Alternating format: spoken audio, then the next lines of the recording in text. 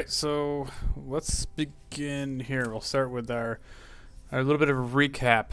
Um, so basically, after the sinking of the Golden Fortune casino ship, owner Benedict Misaldi had kidnapped Pinkerton Ferndazzle and is holding him ransom until the Travelers Guild deliver a ship that's being built by the Van Zagrum Shipwrights Guild in the distant nation of Cardova. At the same time, the travelers had uncovered the truth about the newly named council member of Saltmarsh, Renwick Drake, aka Meglar's stepdad.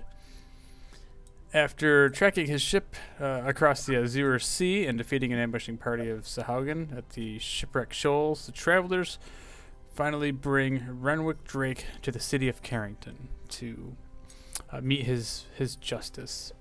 So we begin. So you guys show up at the docks of the east coast of Carrington, just outside the Tipsy Sailor. It's a large two-story brick building. It sits right near the edge of this great city. You guys can see it on the map down here. It's this red-colored building. So as the Sea Ghost gets docked, you guys make your way into this fine establishment. It's kind of known for its joyous occasions and these big parties that's being held. So as you guys walk into the front door, you're instantly smell delicious food and meats in the air. The smell of meat pies and spiced rum. You hear the sound of music. You look to the back of this place. There's a blonde-haired human woman. She's singing on a wooden stage. She's accompanied by a half-orc next to her. He's playing the piano. And a long bar takes up the right side of the room. And an older elvish man, he's making cocktails at the bar. But as you walk through the door, you realize you're standing on this raised platform. It has several steps leading down to the main bar floor area, which is kind of sunk in from the rest of the establishment. As you stand there overlooking the crowded tables, you see in the center of the room a familiar face. It's Argyle Dawnhorn. He's sitting at a round table. He's got several sailors playing cards with him. There's several empty pitchers are in the middle of the table. The bar is packed. There's people. It's almost elbow to elbow. Most of the tables are filled. There's plates of food being brought out from the kitchen. This is definitely a happening place. Probably the biggest, fanciest looking tavern slash restaurant that you guys have seen. So as you enter this the doorway to this large bar, you stand on this platform. Nobody really seems to pay attention as this place is so loud and busy. There's just so much going on. This is where Whereabouts is it on the map? This red building. Somebody actually labeled it Tipsy Sailor. That's me. Yeah, so this is where we're gonna start. What are you guys doing? What do the patrons look like? Just random sailors? Are there any red sashes? Yeah, so in general, looking around, you don't see any of the red sashes that you guys are kind of familiar with that are, the pirate establishments back out east. This looks like kind of all walks of life. You see all sorts of sailors. You're seeing quite a few guards, actually. You're seeing these somewhat well-armored guards that have most of them are standing at attention with a spear to the back wall, toward the entrance when you come in, and come kind of toward the back towards the stage. But these the guards have this red undercoating to this armor with splint mail and these shields with the dragon symbol on it that I think I had shown you before. It's like the head of a red dragon. But for the most part, everybody around it seems to be you don't see a whole lot of like seedy piratey looking people as you're kind of used to from the bars that you guys have mostly been frequenting. Do I notice if Argyle? Or does everyone notice him? Like, Do I notice him when I walk in? Yeah. So go ahead, everybody, make a perception check to see who notices what.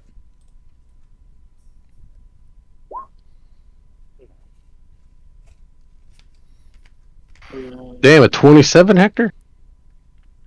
Hell yeah. I don't see I don't- Hector's roll. It rolled in beyond 20. Yeah, I don't know why I didn't move over.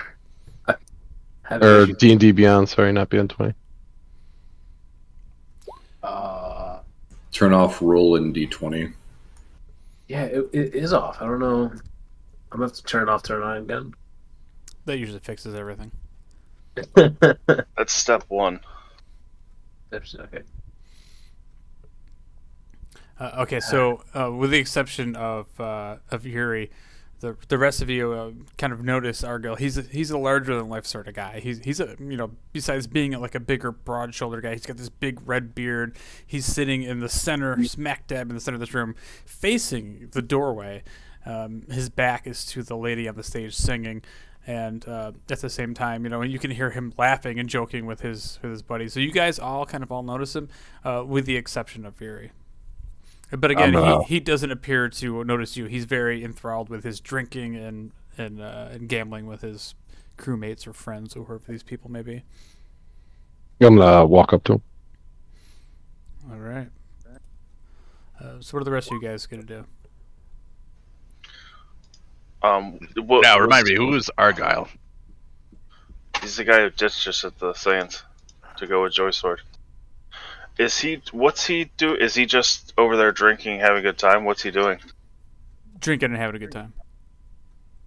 Okay. I thought you mentioned playing cards. Yeah, like they're playing cards, and you see like a stack of like empties on the table. So I'm going to greatly assume this is probably the largest town I've ever seen in my entire deep gnome existence. oh, this is definitely the largest city that you've ever seen. You Maybe. seem... Maybe above ground. Yeah. Yeah. That's what I'm implying. The biggest Sunwalker city that you've been to. Yeah. So I'm definitely taking out my book and just jotting everything down that's weird, aka normal. Oh God. I was zoomed into the map really far, and then when you switch maps, I was zoomed in on like a chair. Yeah, this is just a little bit of a close-up. This is the layout. So remember, this place is filled with people. Sonal's literally takes a seat at the first available and just chills. Oop! The door's on the other side. Whee! He jumps into the window. Do we have Renwick with us, or do we leave him on the ship? So I'm assuming Renwick is on the ship with Bobby the Schlub. You got Boomer is still on the ship. I don't love leaving him unguarded, so hopefully we're not here too long. Who's Boomer? That's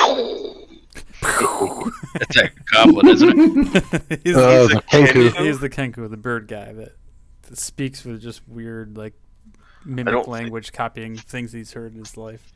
There's not a single goblin on the boat that I'm aware of. Oh, wait. That's Boom Boom I'm thinking of. Yeah. Yeah, it's my goblin. You don't That's know. our word. Keep telling you this. Yeah, I'm gonna make my way towards Argyle. I'm going to disregard everyone and direct myself towards getting a drink. All right, so you're headed to the bar. So you see the bar on the right-hand side, or the north part of the screen. Okay, so now you make your way off to like a table. The table is filled, but except for that one chair that you sit in. So there's like random people that you just pull up and sit down with, and you look around, and they're all human. They're all look like fishermen. They're definitely not as dirty and grimy looking as some of the fishermen from Saltmarsh. These guys are a little bit more high class fishermen, I guess you'd say. But they all kind of look at you and kind of puzzled that this little gnome just hops up in a chair with them. So with a 12 insight, do I think they know each other? Yeah, I think you think that they're all definitely some sort of maybe coworkers. Got it. Oh, time of day, by the way. This is like afternoon. What was it mostly humans? Were there any other races? Like we're like walking on our way up here. What did you roll for perception? 13. 13. Okay, so yeah, you notice that there's a lot of humans, but you're also noticing quite a few number of elvish people also in this bar. What about the? Well, no, because I think the only thing we've seen is the docks, right? Yeah, so the people at the docks were mostly human that you would have seen coming in. In the bar, there's a lot of elves. The bartender standing at the bar, he is elvish. There's a younger looking elvish woman who's like waiting tables. She's walking back and forth. So, Snarlers is wondering, can I just sit here and like listen and write down what you guys talk about? Like Snarlers hasn't been to this place before. It's pretty sweet. So one of the guys he's kind of an older looking gentleman with a big gray beard. He looks up and goes, "Well, all are welcome here. Sure. How about a drink? My name is Merle, by the way." And he goes to shake your hand. Snarlers has his left hand out again. Oh, well, you're definitely not from around here, or are you, boy? Snarlers is not from around here. What gave it away? Oh, we don't get a lot of left hand shakers. And he like elbows the guy next to him. And they all start laughing. You can tell that they all have had a few drinks. They've been starting happy hour a little bit early. I make an L with both my fingers and try to like figure out which one's which. So he grabs a hold of your right hand and with his left, and he shakes your hand. We know how he has both of his hands around yours, and his hands are rather large, and they just can pretty much just like envelop your whole like forearm. I try to mimic him, and I also grab his other hand / forearm. The rest of all this is look, and they all just start laughing, and they slide over a flagon to you towards you. They're just pouring it from like a large pitcher, and here you go. What did you say your name was again? Snarlers' name is Snarlers. Oh, Snarlers. Excellent. So they start just talking stories about. One guy starts telling about his day. He was out on the boat fishing. It was a pretty crummy day. The surf was really rough today, so they didn't have a whole lot of luck. So it turns into like a whole conversation. These guys are just talking about fishing the entire time that you're sitting there. I'm gonna try to interject at some point about how I've masterfully piloted a giant boat without knowing any of the right words. Yeah, these guys are sitting like as soon as you start talking that you are like pirate or like piloting a boat, that you're like a ship captain. They're just completely blown away, and then they just want to hear all about your tales. Can I roll history to remember my own stories? yeah, go for it.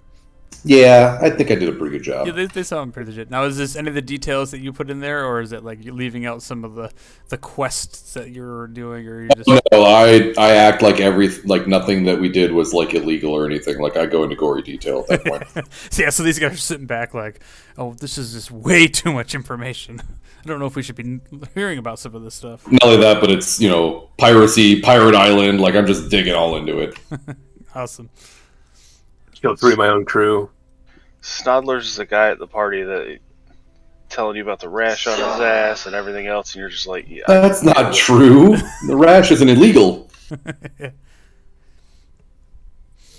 All right, so while you're doing that, so yeah, you let's see, Vitoris and Fawcett are walking up to Argo.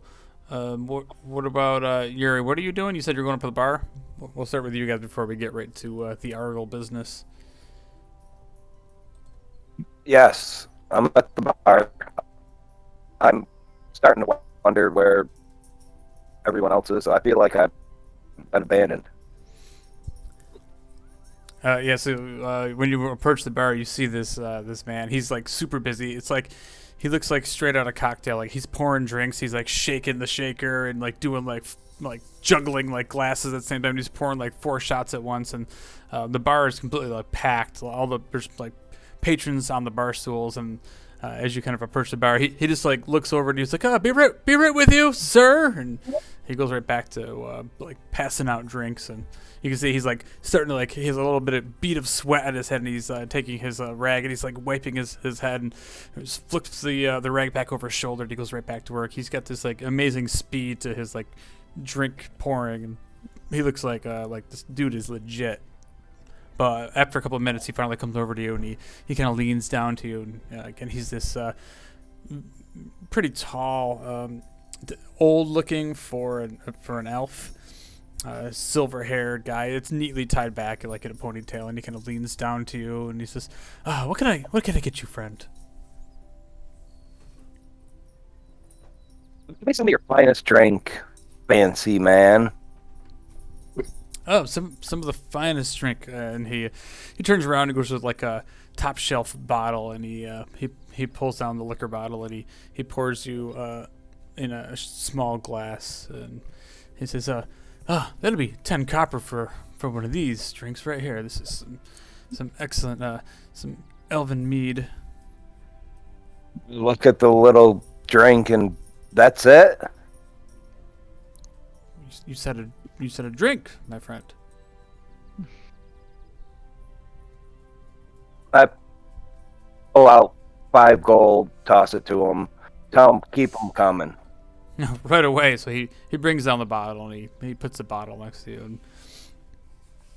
And a couple of people that are around you, they see you drop the 5 gold on the bar, and they kind of like look over at you, and one of the guys kind of leans over and he goes, "Oh, friend, looks like you could use a little bit of company." And he kind of leans in closer to you, and he has a tall glass in his hand. And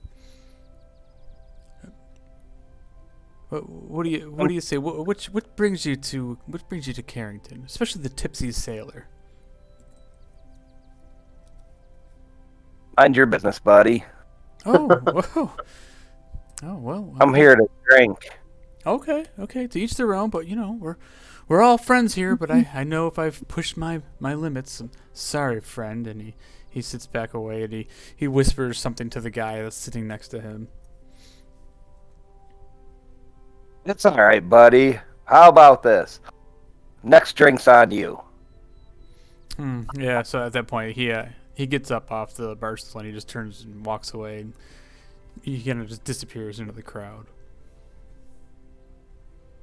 I turn my body over and put my feet up on his bar stool. Nice. Kind of claiming it as my bench in a way. So, I slam down this drink. Is it unordinary, or is it just good alcohol? Yeah, it's just really smooth. It's like it goes down smooth. It's not like overly strong, but it tastes good. I think to myself, maybe Boston needs to try this.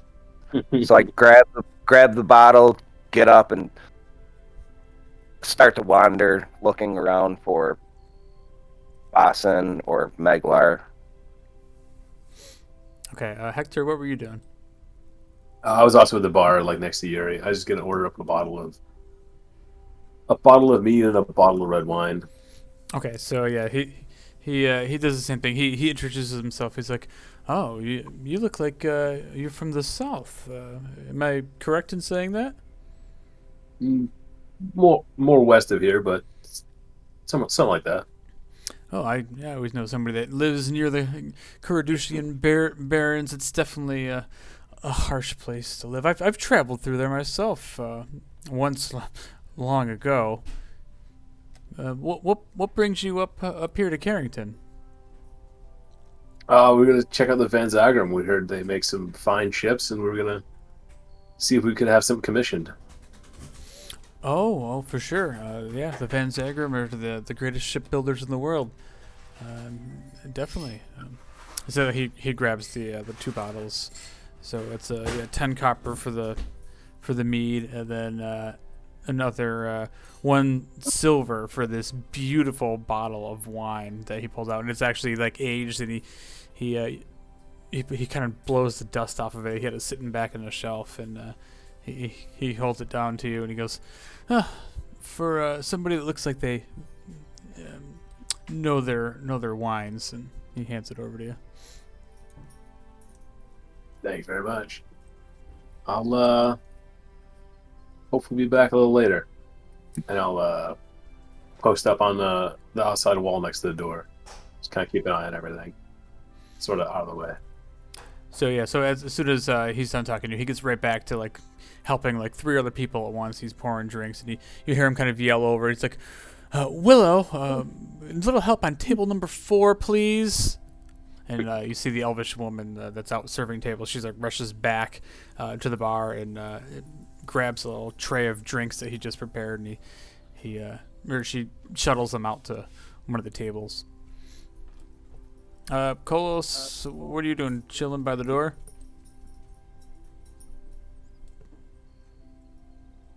There we go. Yeah, I'm hanging out by Snothers. I'm making sure he doesn't get up to any mischief. That's probably a good idea. You've already failed. Yeah. He's making Oh no, friends. you can tell anybody about all of our adventures. That's fine. We've done nothing that I'm ashamed of.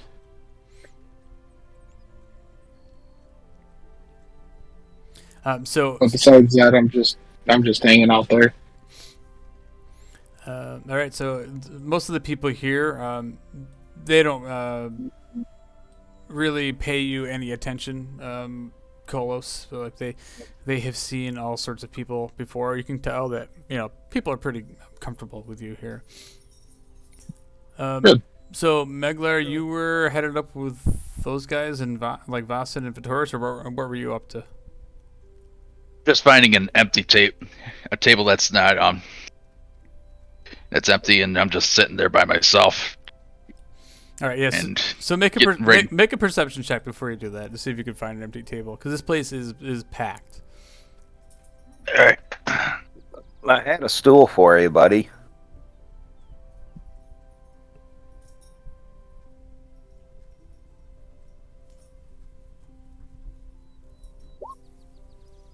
Nice. So Megalo, you start looking around, and all the tables that are kind of near the front are pretty much all packed. But you kind of like see off in the distance, kind of near the bar, there's a small table that's kind of off by itself a little bit, and it looks empty. There's 2 chairs in there. All right, Meglar's just gonna sit over there and just await a waiter or waitress come around. Okay, yeah. So as you sit, like you get a good view at this point of the woman on stage with her half orc companion who's playing the piano, and she, like I said, she's human. She's got this long blonde hair, and she kind of looks over you a little bit, and you hear her singing this like very folky song that's almost like, "What if Milil was one of us?" And and most of the people are kind of like sitting around the tables. They definitely don't look like your type of person. They're very like scholarly and like finely dressed. And some of these people that are at the tables in front of the stage, you can see a couple of them kind of look over in your direction at your like ratty looking clothes and large greatsword on your back, and they kind of sneer a little bit, but go back to their drinks because they don't want to draw too much attention. Meglar just ignores them and just waits for a drink to come to his table. Okay. All right. So back to Vitoris and Vasen. Yeah. So yeah, you guys start making your way up to Argyl's table, and you get right to behind the people around the table, and none of them really pay you guys, either one of you guys, any attention. They even notice that you're there. Does Argyll? No, Argyll and his company are completely just enthralled with their drinking and this card game that they're playing. So they don't even notice you standing just outside of the table. What are they talking about? Anything in specific, or just shooting the shit? Go ahead and make an investigation check. Okay. Yeah, that's not bad. It's close enough to hear because these guys are kind of drunk and they're start talking. A few of them are talking kind of loud. So something that you do pick up is you you hear them talking about how a couple of them are like cheering. They're like, "Yeah, I can't wait to go to the arena tonight. It's gonna be so great. That main event, Jeff is Dree. He's gonna have a tough fight against that Dragonborn Westie."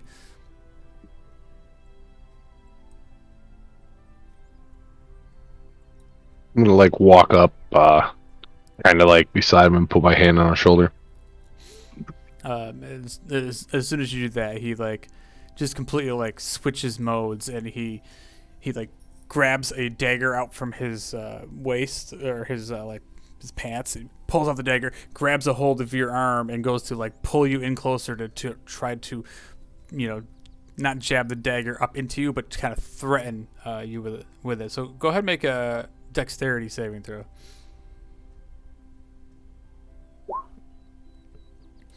So just as he grabs your hand and tries to pull you in quick, you are quick enough to kind of like put up a elbow quick enough to block his advance of the dagger, and it kind of like knocks it out of his hand a little bit. And as he stumbles and he looks up and looks at you in the face, and he's like, "Oh, I remember you." I just smile and say, "It's been a long time."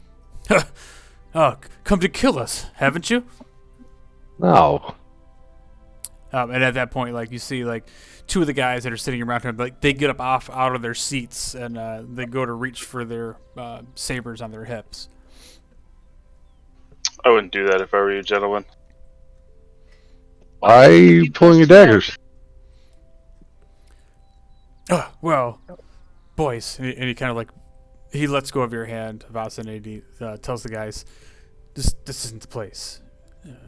Sit." And the two guys sit down, and he says, "Well, Vasan, if you and the travelers aren't here to kill us, what are you here for then?" Awfully jumpy. We have some business over here. Well, the last time I saw the boy here, he points over to Vitoris, he said he was going to end up killing me if I get in his way. I just look over at Vitoris, like quizzical, like what the hell? And then, like, is that why you left? That may be a reason why I left. Here, let's bring this in a little bit. And he tells the guy next to him, he's like, "Get up." And then he motions for you guys to sit down in the two chairs that are next to him. Like on the south of him or north, whatever, just on the same side as him. So the guys walk around you guys. Will you quit getting in my Pick lap? a side. That's fine. So the other guys, they kind of get up and they stay close to the conversation. But who says? Argyle says, "Well, again, I left out of my own fear for my life and my friends. I don't take too kindly to bounty hunters looking to stirring up trouble."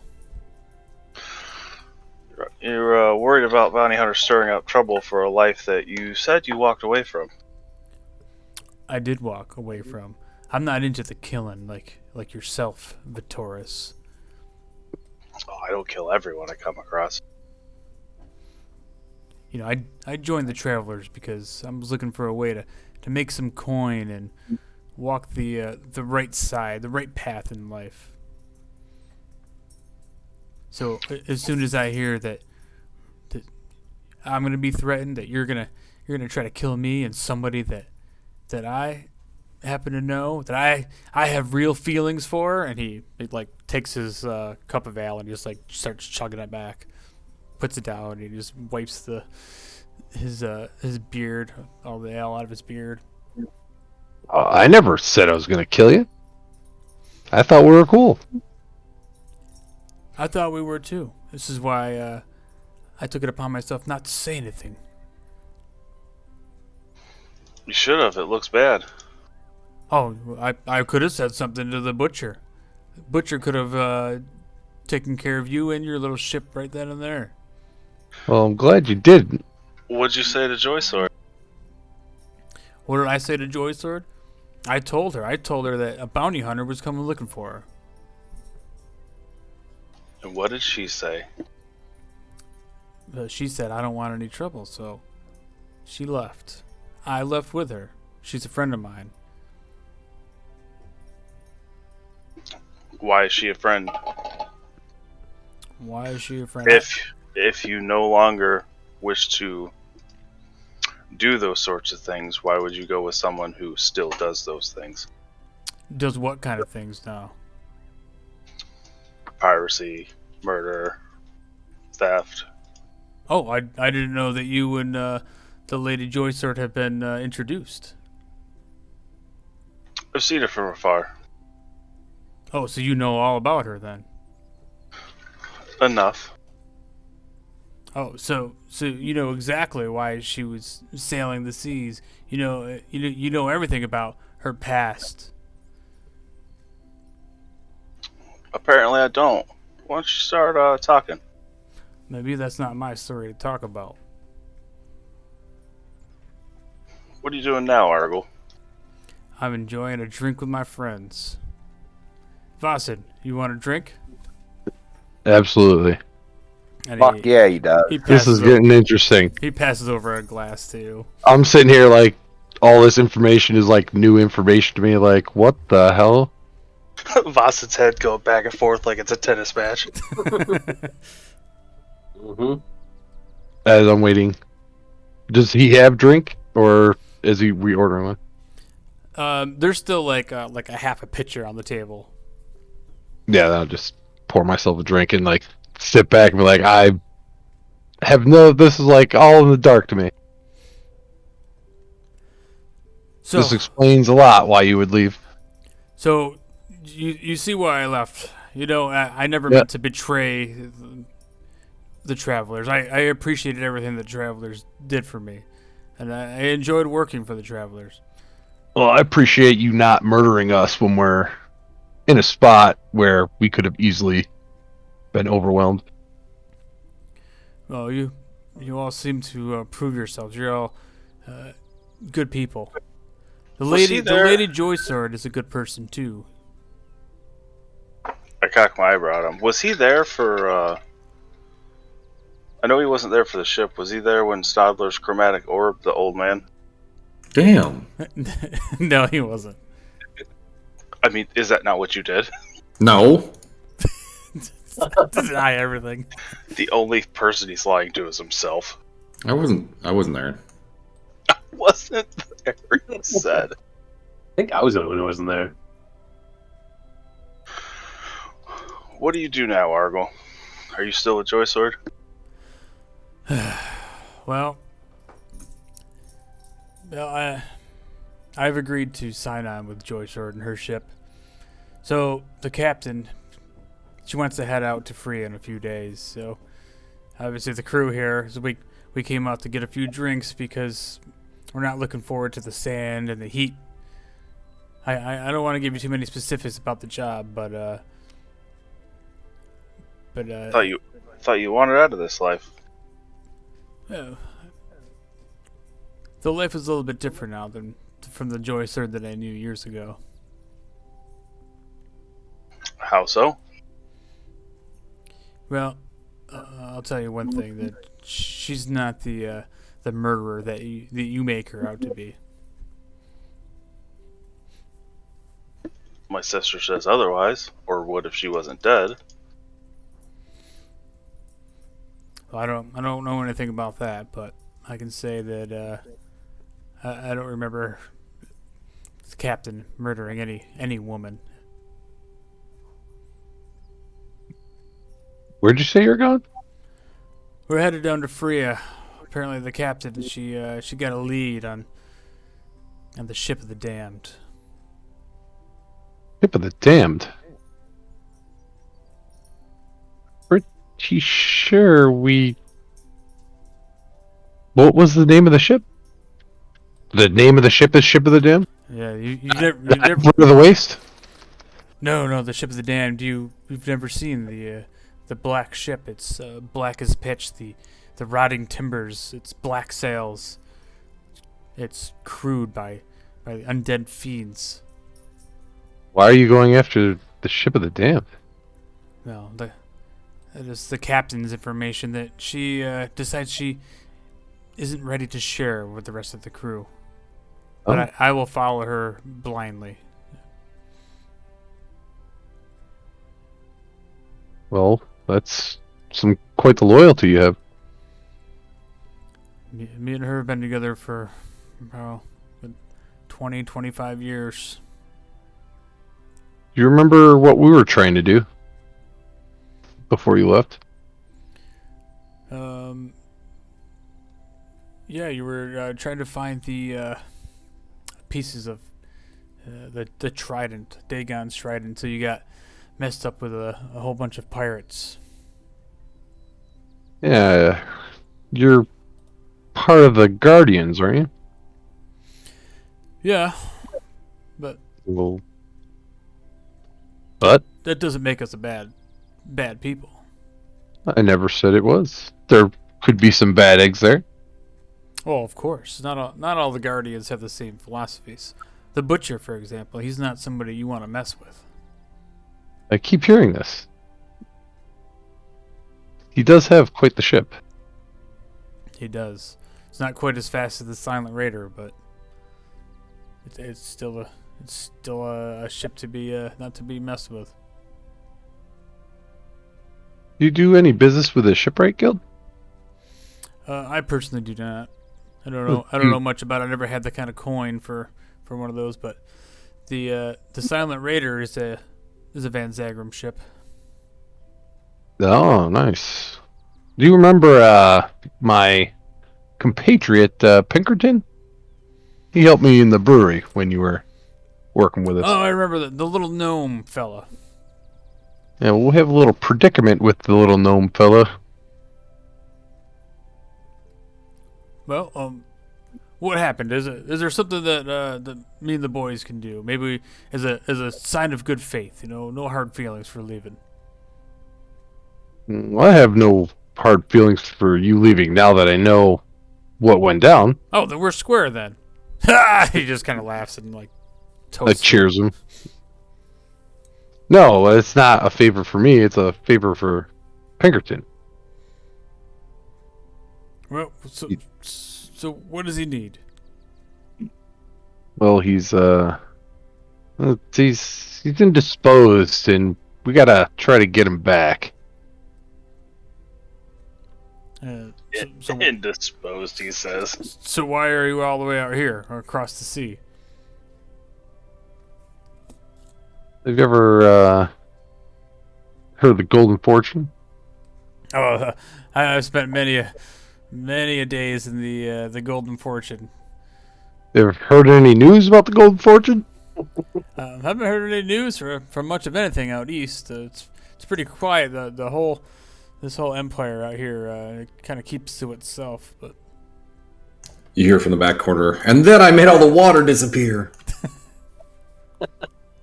Well, there was a mishap with the Golden Fortune, and proprietors thought we had something to do with it, so... When Fawcett says that, you see like a pained look across fucking Vitoris' face, like, ugh. sore subject. So, they borrowed my brewmaster. Oh, they kidnapped him. Well, you could say that.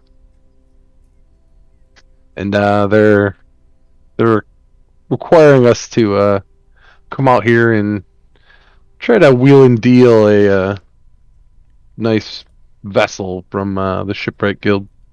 Wow, you guys really got yourself in it deep, huh? There you go, messing with the Masaldis. That was your first mistake, huh? Yeah. Yeah, nothing changes with us.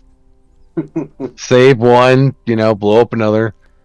Maybe two. I can say some of the members of the Guardians, mainly the Butcher and some of the other founders, they're not real big fans of that family. But personally, I don't know if the captain would want us to get involved with this sort of thing. It's kind of drawing too much attention to what we're trying to do out here. Well, you don't have to get involved, physically. If you had any information or any ways to go about getting access to it, any information for that would be quite helpful. Well, some things that I know about the Shipwrights Guild. It sits up to the north, up on the north edge of the city. It's not really heavily guarded during the day. I know that. I think they hire a bunch of mercenaries there to guard the place, but at nighttime it's a little more buttoned up. What else can I say about it? The business seems on the up and up. They don't normally have any problems around here. The emperor leaves the Shipwrights Guild alone. Out here, things are a little bit different. There's a lot of lords around here that kind of spread money around the city. So because we're so far away from the empire, these lords are kind of what fund most of the operations around here. Recently, one of them has kind of turned on a looser path. A man by the name of Renwick Drake. He ended up somehow crossing the emperor, and the emperor has a pretty hefty bounty out for him now. But Really? Is Renwick friends of yours?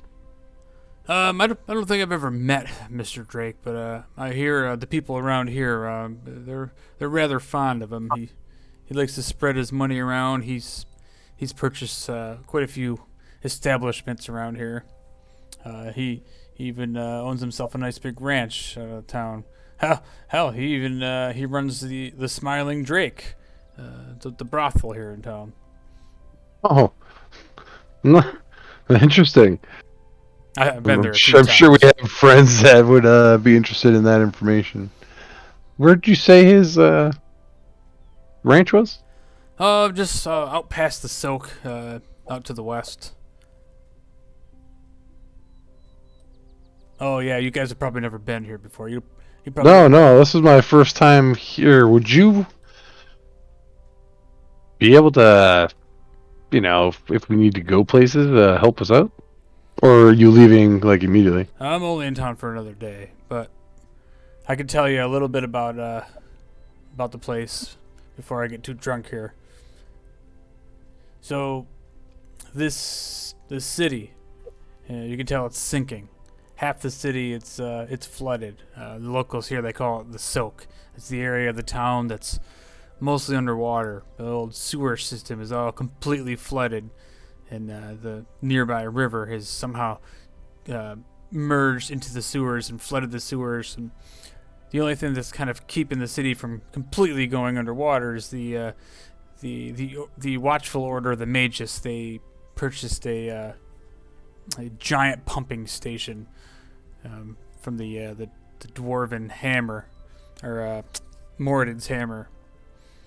They use magic to run this pumping station 24/7. It just pumps water out of the city in order to keep us all from going underwater. But getting around town, it's most of the town it's going to take you. You're going to have to take a water taxi to get around, unless you want to swim around in 6 or 8 foot deep of seawater and sewage. But what else can I tell you about this? You've never been to the land of Cardova, huh? Never been here. This is the first. I mean, I wish I was coming here for other reasons than the reasons we have. Well, I'll tell you one thing. You've come at a good time. Is the old Feet Festival is about to start tomorrow. Feet Festival? That sounds smelly. Gross. No, not feet as in FEET, but the other type of feat, the show of valor. Oh, I cheers them. They just look at me like, what the fuck? Some of the other guys just kind of shake their heads like, ugh. Well, is this something new? Like, is this annual? Like, I've never heard of this tradition. Oh well, it's big news around here up on the east coast of Cardova. The Feet Fest is it's an annual tradition. It's actually called the Feats of Valor Festival, but it's an annual festival held 1 week every summer. It's Fawcett, you're gonna love it. It's a wondrous time for vendors to show off their wares and amazing Even foods. booze? Oh, booze and foods and contests and performers from all over. And of course, the arena battle, the main event, kicks off tomorrow night. It kind of starts the whole festival. The year's biggest fights are always scheduled during Feet Fest. What do you win? Oh, the prizes are hefty treasures of gold, and they say that you can win favors with the Countess of Carrington. Oh, is she the head person here? Yeah, she's kind of like the mayor around here that trying to keeps things afloat. So how is it around here? Is the Guardians in tight with the mayor?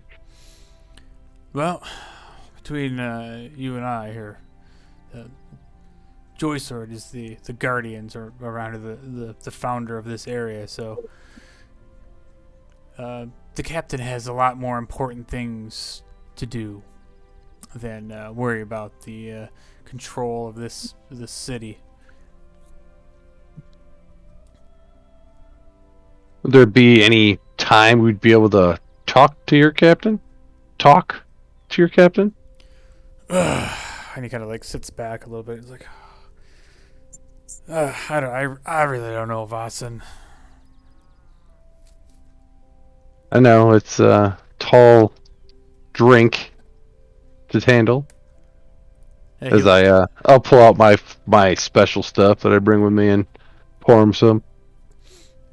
He looks over at Vitoris and he looks back at you, and he seems to start like running his fingers through his beard. Go ahead and make a persuasion check with disadvantage.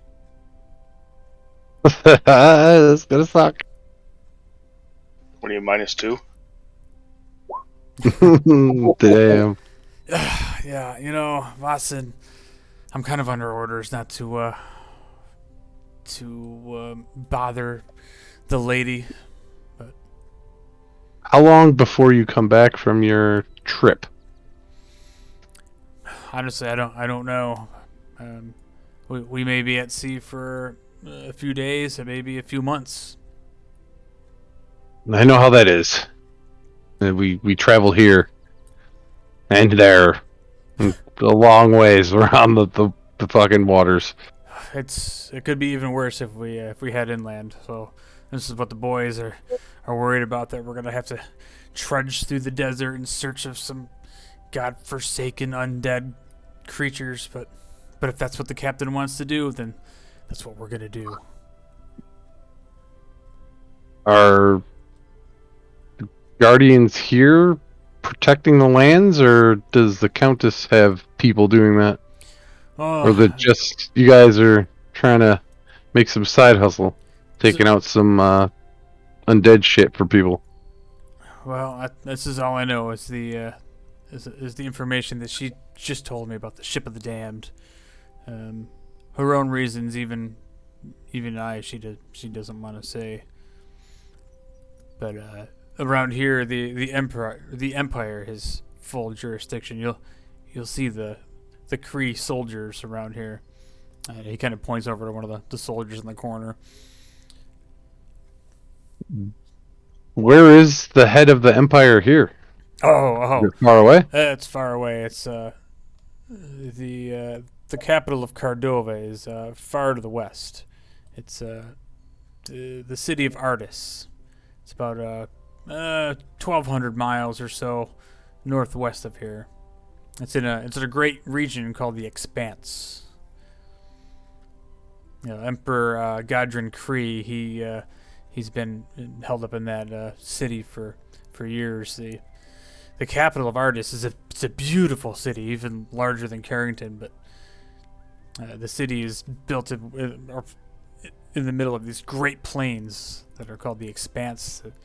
Enemies for years would be spotted marching across the Expanse. So for years, it's been held with its defense capabilities of the catapults and ballistas, hundreds of them that kind of ring around the capital.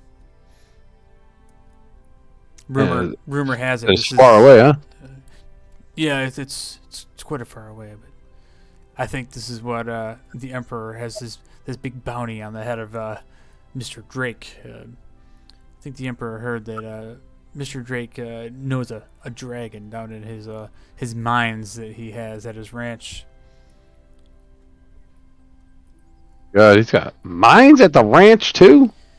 Yeah, and rumor has it he found all sorts of riches down in that cave or down in those mines. Just riches everywhere in this city. It's a good place to be in, and he holds up a mug to cheers you, then he pulls it back. So I know, it's would be tough, but we would like to speak with her. We can parlay or whatever the hell it's called. Well, I'm sure that you could, but this one over here, I don't know if I can trust him around her. You said she's not who I think she is. Who would know?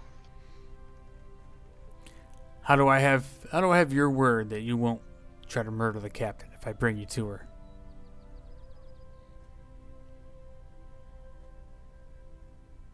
You don't. Exactly. So for this reason, Vossen, I don't know if I can show you where the captain is. Oh, I understand. But I asked where you said she's not who I think she is. Who knows who she is? I'm sure if you were to meet her yourself, you would have a vastly different opinion of her character.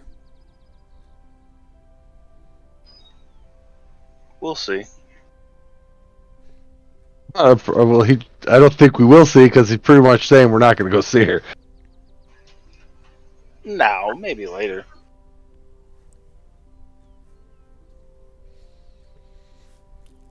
I just look a little confused. And Argyle just stares at Taurus like, I don't think you heard me, boy. All right, we'll take a break from these guys. So, like this whole time, now there's you're at the table and these guys are like, Merle's so Mr. Snothers, what do you think? Would you like to join our crew? I could use a really good captain like yourself, somebody that really knows how to steer a ship. Honestly, Snoddlers is looking for something new. Well, this would be perfect then. Do you think you could start Monday? To be fair, Snoddlers thinks that he has to take care of, he has some low-hanging mushrooms that he has to take care of with this other party. Do you have like a sending stone or a card or a shell phone or something that like I might be able to get back with you? Yeah, I don't have much of the magics, but I can tell you if you go over to Pearl Street in the Soak, you'll find the big brown house with the red shingles on it, and ask for Merle. So when you get back to town after you're done dealing with these other dealings and adventurers that you have, you come see me, and old Merle will have a real nice job lined up for you, Mr. Snodders. You see him furiously writing. He's like, all right, so Merle, it was on Pearl Street, red shingled house, right? What else was there? Was that it? I think that was pretty much it. Yeah. I'll be expecting it. We could use somebody like you, a real adventurer. I could use someone like you too. This would be great. Stadler's book becomes a book of fish. I mean, come on, right now it's just a book of murder. Stadler's helped with that. Like he's fucking innocent. Stadler's never said he was innocent. Okay. So Yuri, what are you and Hector doing? You guys were still at the bar at this time. You probably would have noticed Vasid and Vittoria sitting at a table now at this point with Argyle and his crewmates. I'm wandering right on over there, bottle in hand. I'm still just watching to make sure, because I saw Argyle pull a knife and then kind of put it away and calm down a bit. So I'm just keeping an eye on that situation. And I want to also look to see if anybody else is like taking particular notice of us or like listening in on their conversation. Okay, go ahead and make a perception check with disadvantage. This place is loud. Gotcha. It's loud. It's crowded. It's busy. Well, but you look around and you're pretty confident that nobody's really paying attention to what's going on at like the table with Argyle. okay.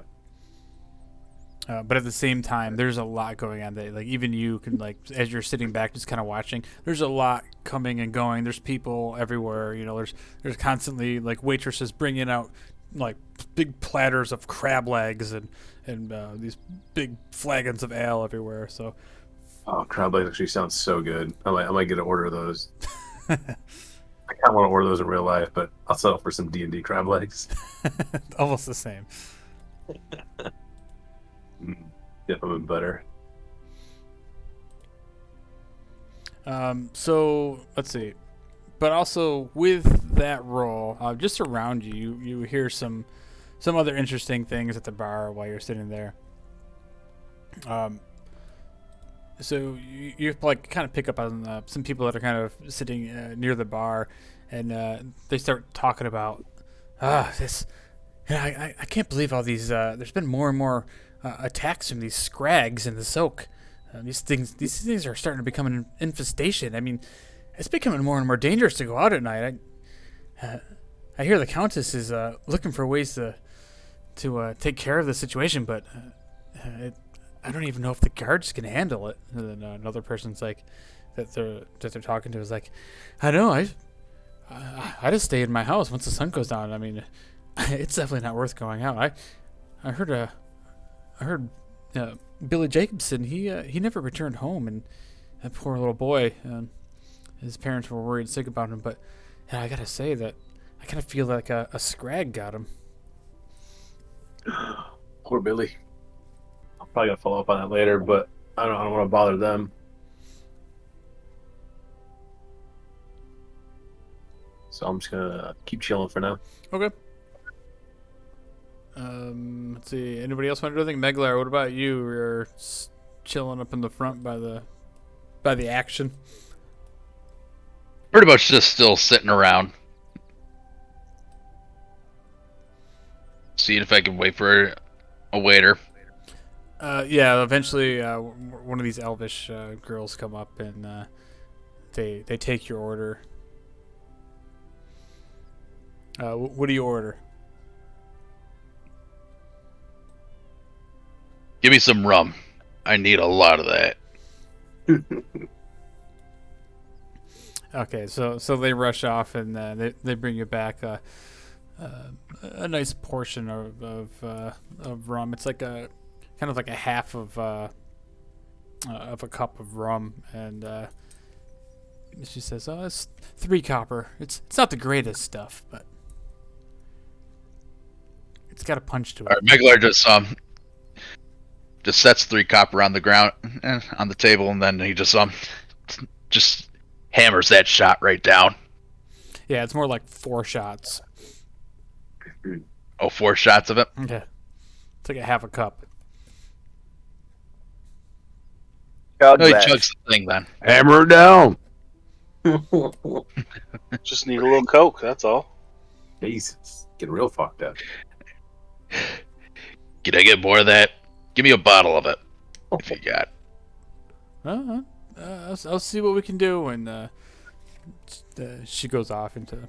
You see her rush back into the crowd and start taking orders from some of the other tables. A little bit later, she comes back and she brings a whole bottle to you, and she sets it down on the table, and she's like, Well, here you go. That's 1 silver. He just gives 1 silver. And, Thanks, this'll do. As you hand it to her, she says, "Wow, yeah, you got some pretty good biceps there. Are you a gladiator?" You could say that. Oh, so are you in town for the fights? Yes, I'm in town for the fights. Oh, well, who are you training with? I'm not in the fights. I'm here to watch the fights. Something to do. Oh, so you're just a gladiator that just watches the real gladiators fight. I get it. Mhm. You know, my boyfriend, Jeffers Tree. I don't know if you've heard of him, but he trains at the La Quela Training House, and he's got a big fight coming up. But yeah, I really think you should come out and watch him tomorrow night. I'll see to that. Well, it was nice meeting you, sir. And I got to get back to work. Have a good day. And she kind of mingles back into the crowd. Meglar just continues drinking the bottle. Just drinks the rum out of the bottle. No tip, Meglar. You cheap bastard. Yuri's not even near Meglar. No, he's on the other side of the bar. Yeah. I paid nicely for my bottle, though. Kolos, did you want to do anything, or just to kind of watching over Snodler? Since Snodler's at that point too. I mean, at any point that you probably would have noticed that these guys are all in the center. So if you wanted to get up and leave, it Yeah, makes sense. I guess at the end of that, I would have gotten up. I'm pretty much just going to follow Snodlers. I see everybody's basically in the one table there. But I'm not going to move from my position. I'm just going to watch. All right, It's so nice having somebody posted up with me. Basically. You guys holding hands? No, we're on opposite sides of Feels the like door. it. all right, so yeah, back at the table. Argyl's still sitting. He's ordering some more pitchers. The rest of the crew they're finishing off what's left of the other pitcher. So Argyl's looking up. I remember these faces too. He goes, "Hey Yuri. It's good to see you again. I'm kind of surprised you're still alive though." I just turned around. Argo, how you doing? Not bad, you know. I came across the sea to get away from your stench, but yeah, you followed me here. I just start dying laughing. It's good to see you too, fucking You're- traitor. Yuri's like herpes. As soon as you think he's gone, he comes back. Did you bring that dirty half orc with you too? What was his name? Murger or something like that? Yeah, he's here, and I like fumbled over my shoulder. Meglar the Enforcer, you mean? Yeah, he's right over there. He's up checking out the entertainment. Must have a bunch of dudes dancing in this place then. Well, I can say I'm glad to see you out. I'm glad you're not here to try to murder me. So what else you guys are gonna do in town? You're going to the fights or? What if I can? I mean, we're not here to murder you. Promise her safety. Wait, was that a question? Are some of you sent here to murder me? No. I don't know what you're talking about. I imagine Yuri's already like fucking half. Yeah, I'm a little tipsy, I think. Yeah, at this point, like Argyl's like Roll starting for to it. slur his words, and he's definitely acting more loose now than he was when you guys first came in. Yeah, you're definitely feeling pretty good. But I will ask him. I was like, what if I can promise her safety. Could we meet her then? Well, I'll tell you one thing. If you try to cross us, we will kill you. And it won't just be me. It will be the entire crew. Or we'll all stand down and let Joyce herself finish you off. I can't wait to no see need that. for hostility, Jesus. Fair enough. So he takes a drink and he kind of looks out the window. Well, I guess we could head out there before nightfall. See, Lady Joysword is staying in an old mansion just inside the Silk, the old Baylor mansion. I could bring you out there, but like I said, nothing personal, just business. If anything goes Joyce? down, I'm not going to get your back, and hopefully everybody will know which side you should be on at the end of the night. And he kind of looks over at Vossen. Fucking traitor. I agree. Where would be a good place to stay around here? Well, if you're looking for a place to stay, there's all sorts of inns and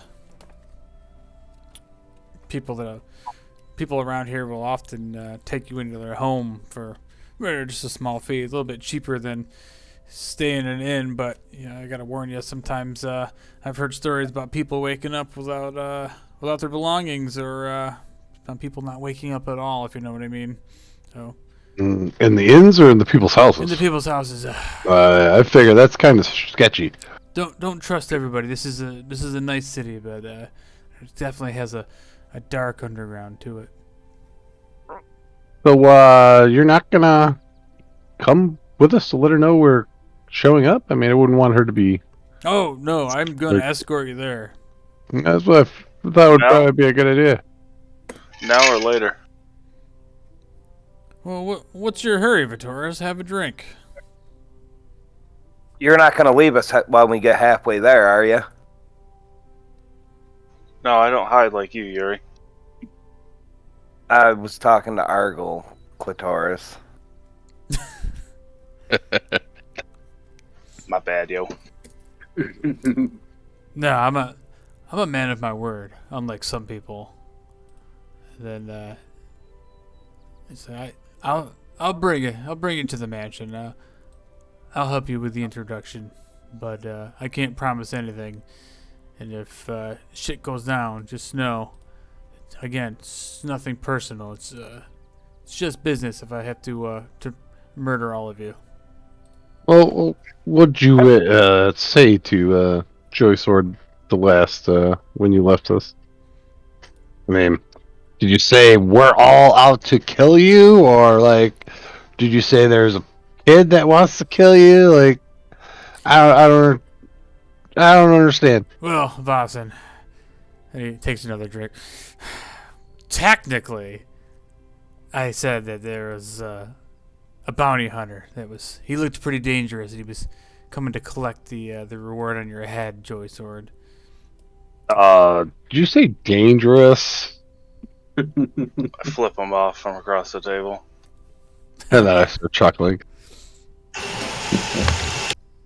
And at this point, Argyle actually starts laughing, and he kind of lets his guard down for a You second. didn't have to fucking make him sound that big.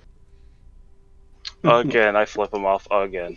Two hands this time.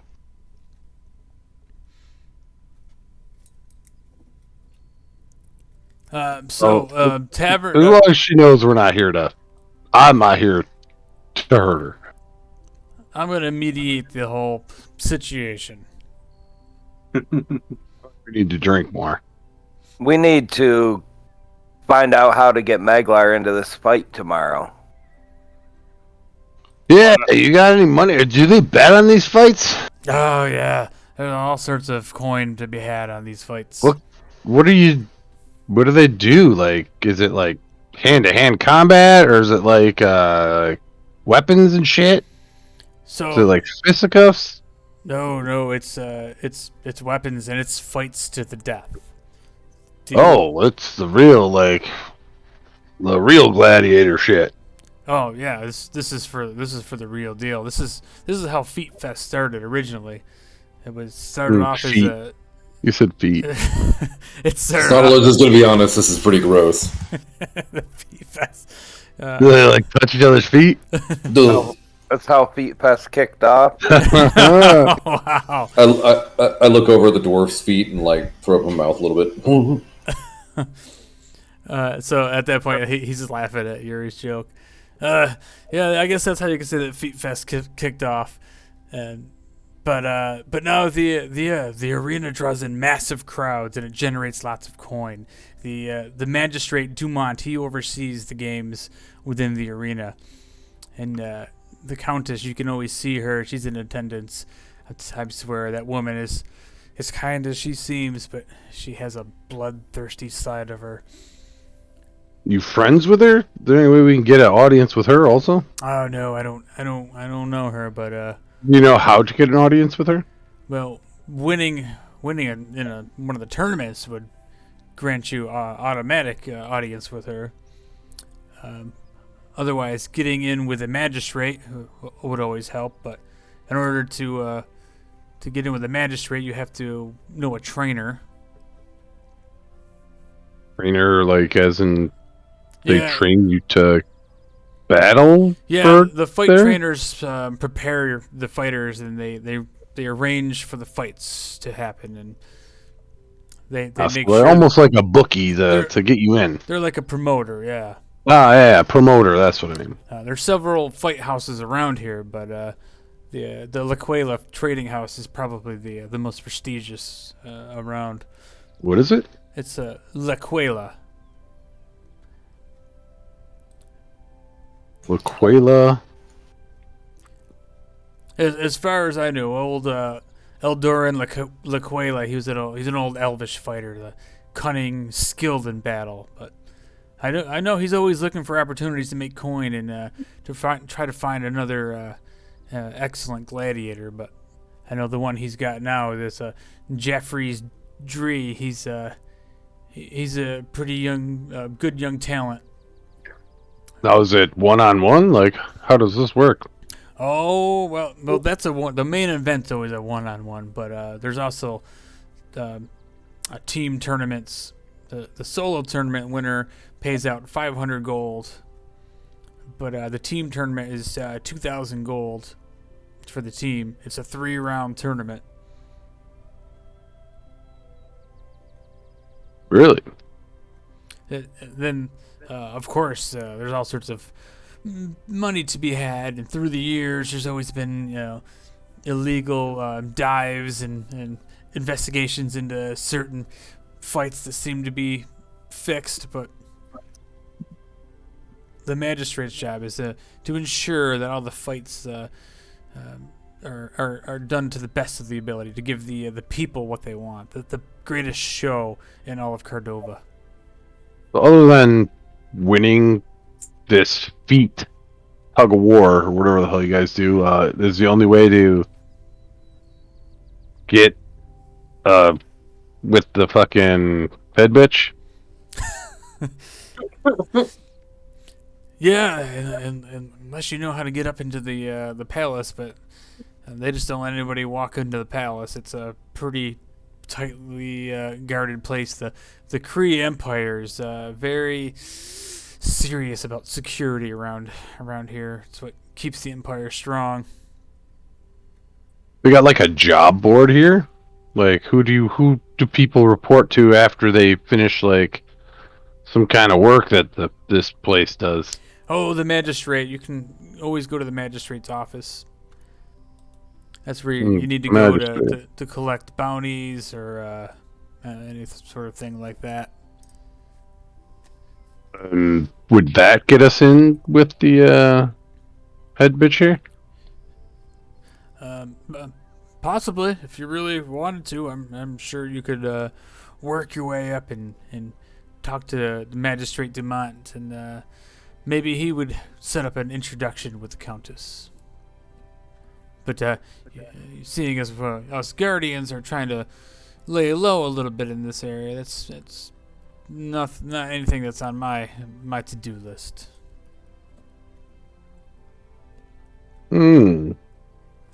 So we can kill people and get money? Yes. You heard it right, Yuri. Fuck yeah. And if we win, we can talk to the magistrate, or no. If we win, we could talk to the Empress The lady. the Countess. Countess! Man, these drinks.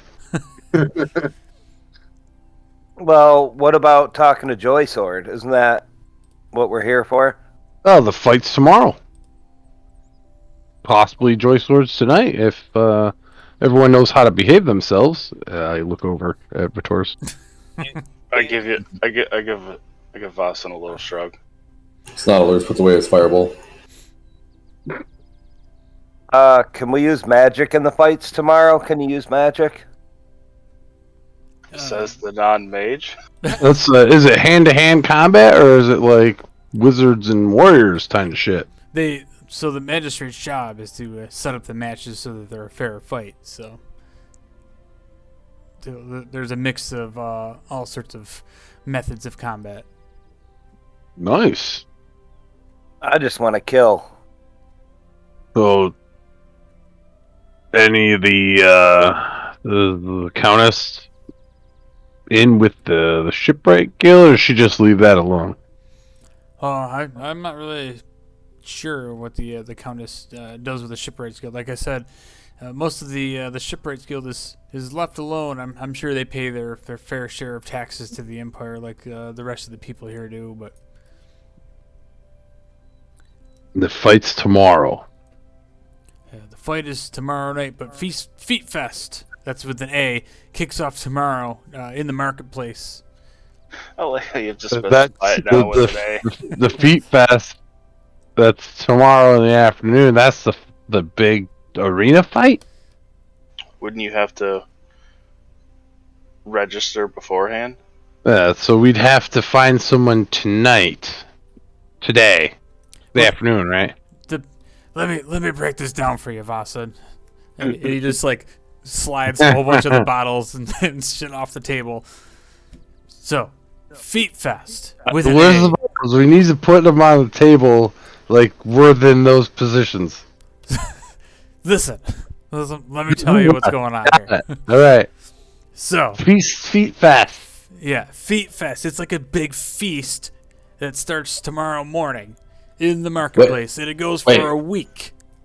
It's Okay, called the week. Feast Fest? Sure. Feast. Let's just call it the Feast Fest. What are we eating? Oh, what do you eat? This is why I'm here. I come here every year for the meats, the meat pies and the Look like spice. it. What is that supposed to mean? I've been watching my figure recently. I mean, I'm here for some food, but Taurus is here for meat. Let's get that straight now. Damn, got him. Well, you know there is an interesting place down the road that I told Vossen about. You get to go and check it out. It's called the Smiling Drake. Does he have to name everything after himself? Oh, you know him? We've heard, just like you've heard. Snodlers wonders if you have to think about him when you're there too. It's just nothing but pictures of him all over the place. On the Anyway, ceiling. back to the feet with the eat in it. Yes, Wow. that's it. The feats with an eat in it. What are the rewards? Oh, well, there's all sorts of games and contests, but a lot of that is, for families and just for fun. There's meat pie eating contests and hand-to-hand, wrestling combat or matches and arm wrestling. All sorts of fun games to be had and things like that, along with all the amazing vendors and exotic foods. When he mentions eating contest, I look over at Yuri's belly like, yeah, he's got that down pat. But most of them have already probably been set up today, so I wouldn't be surprised if you could catch some of the vendors in the marketplace tonight, getting ready for tomorrow. But If we'd be able to sign up tonight to fight. oh, for the fight, probably not tonight, but tomorrow you definitely could try to. Oh, you could sign up that day. I didn't know that. But the problem is you need a fighter, or a trainer to get you in on the main cards. Otherwise, it takes a whole year to work your way up to get into the arena. Know any trainers? Yeah, you said. I personally don't know the trader, the Mr. Eldoran Laquila. Eldoran. Eldoran Laquila. Oh God, Vossen. But he, you need to know somebody to get in to actually fight in the arena. The people want to see good matches. The magistrate wants to make sure it's going to be a good fight. People are going to get their money's worth for these battles. You know where he is tonight? Who's that? The magistrate? The Eldoran Laquila. I don't know the man. That's a fun name. All right. Well, but I had a nickel. I heard her. I heard his. He's got a girlfriend that he's real sweet on that works here. It's I think she's the daughter of the bar owner here. The bar owner's daughter, huh? Yeah, she's the leaf licker over there with Meglar, right? Huh? Yeah, and he sees her walk by, and she's serving drinks. Yeah. The owner, he's got 3 daughters. Wow.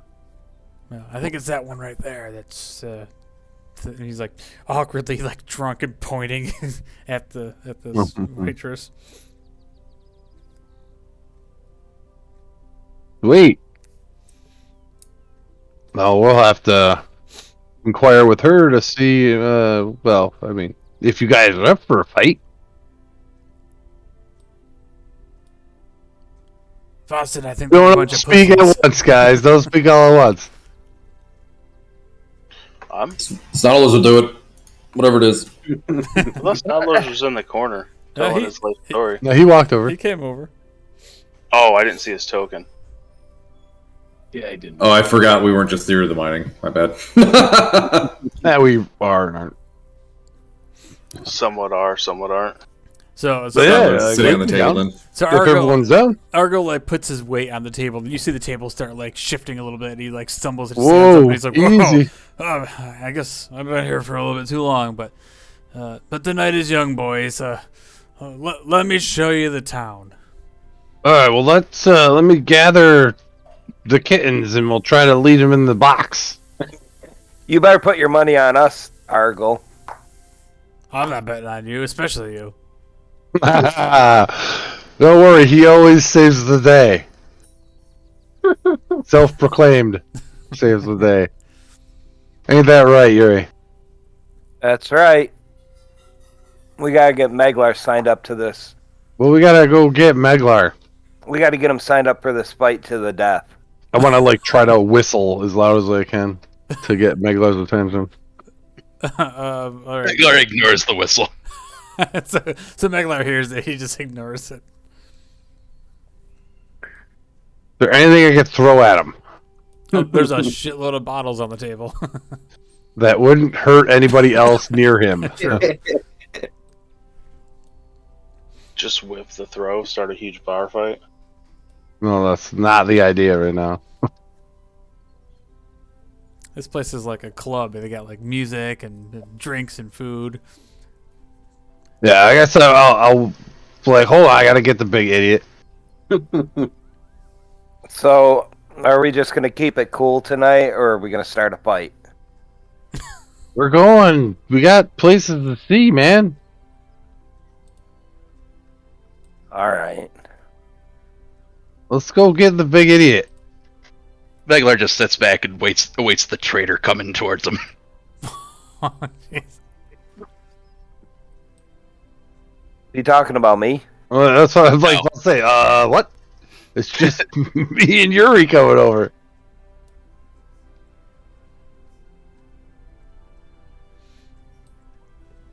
Coming over? Yes, to his table, way over in the corner, to say, "Hey, let's go." Oh, this is where I got confused. Snautilus would like to go everywhere. Just Oh, walk. we're about to leave with fucking Argle. Yeah, Snautilus thought we were about to leave, so Snautilus was just waiting to leave. We gotta we get going- fucking him. Are we going out the window? Snautilus already tried to go in this window. Megler kind of looks at Snodlers and goes, "What the hell are you doing, buddy?" Maglar, we're leaving. Let's roll. Snautilus wants to go and write things down. Whatever, traitor. Where'd you get that bottle from? He's like confused. Megler just shrugs the rest of it. Oh my god. The whole thing. Oh. All right, And then he just slams it right on the table. Oh my god, Megler, make a Constitution save at disadvantage.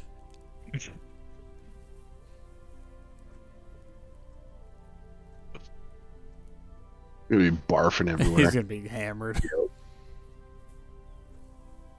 You said Constitution? Yeah.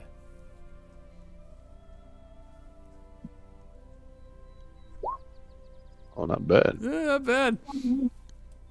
So he has a +7 to it. It looks like. So you're right there on the border of like almost being too drunk to do anything coherently, but you are still somehow functioning. It would take a few minutes to kick in, wouldn't it? Yeah, I mean this is like after the course of. I'm sure it's gonna be a little bit before you get Megler outside and. All right, so is that what's going on? You guys are leaving the bar. Yeah, I guess we're gonna Follow Argle. go. Yeah, and we're gonna come back and try to get the fucking girl here to get us in with her trainer dad. I guess if that's what we're gonna do. Well, let's go, you communist bastard. Well, I want to ask you guys about Renwick. Who? Renwick. Well, let's not talk about that right now. Present company. Argle, yeah, he didn't hear that, but he's like stumbling. He's like, all right, follow me, guys. And the rest of his crew, he's got 4 guys with him as well. Jesus. As they walk. Where are we going? Probably. Well, I mean, we're gonna parlay with Joy Sword, and he's taking us there, but we're gonna go for a walk. As we leave, I'll put a gold piece on the table for her having to clean up the mess. I'm sure the table's like sticky and shit. Yeah, there's like bottles and like cups everywhere and just beer everywhere. One of the cups that's already tipped over, I'll flip it upside down and set the gold piece on top of it so it doesn't get disgusting. And Argo looks back and he's like, "Oh, bitch." Oh god, can I fill it with water while it's upside down? Give me a second. You'd have to be able to see it. I mean, I thought it was glass. We didn't say if it was glass or not. I'm assuming they're like pewter cups. Damn it! Fine. All right, so yeah, you guys stretch your legs and head out the door of the bar. On the way out, I say, "Yo, let's roll, bitches." As you look to the east, you see the sea ghosts down on the docks, and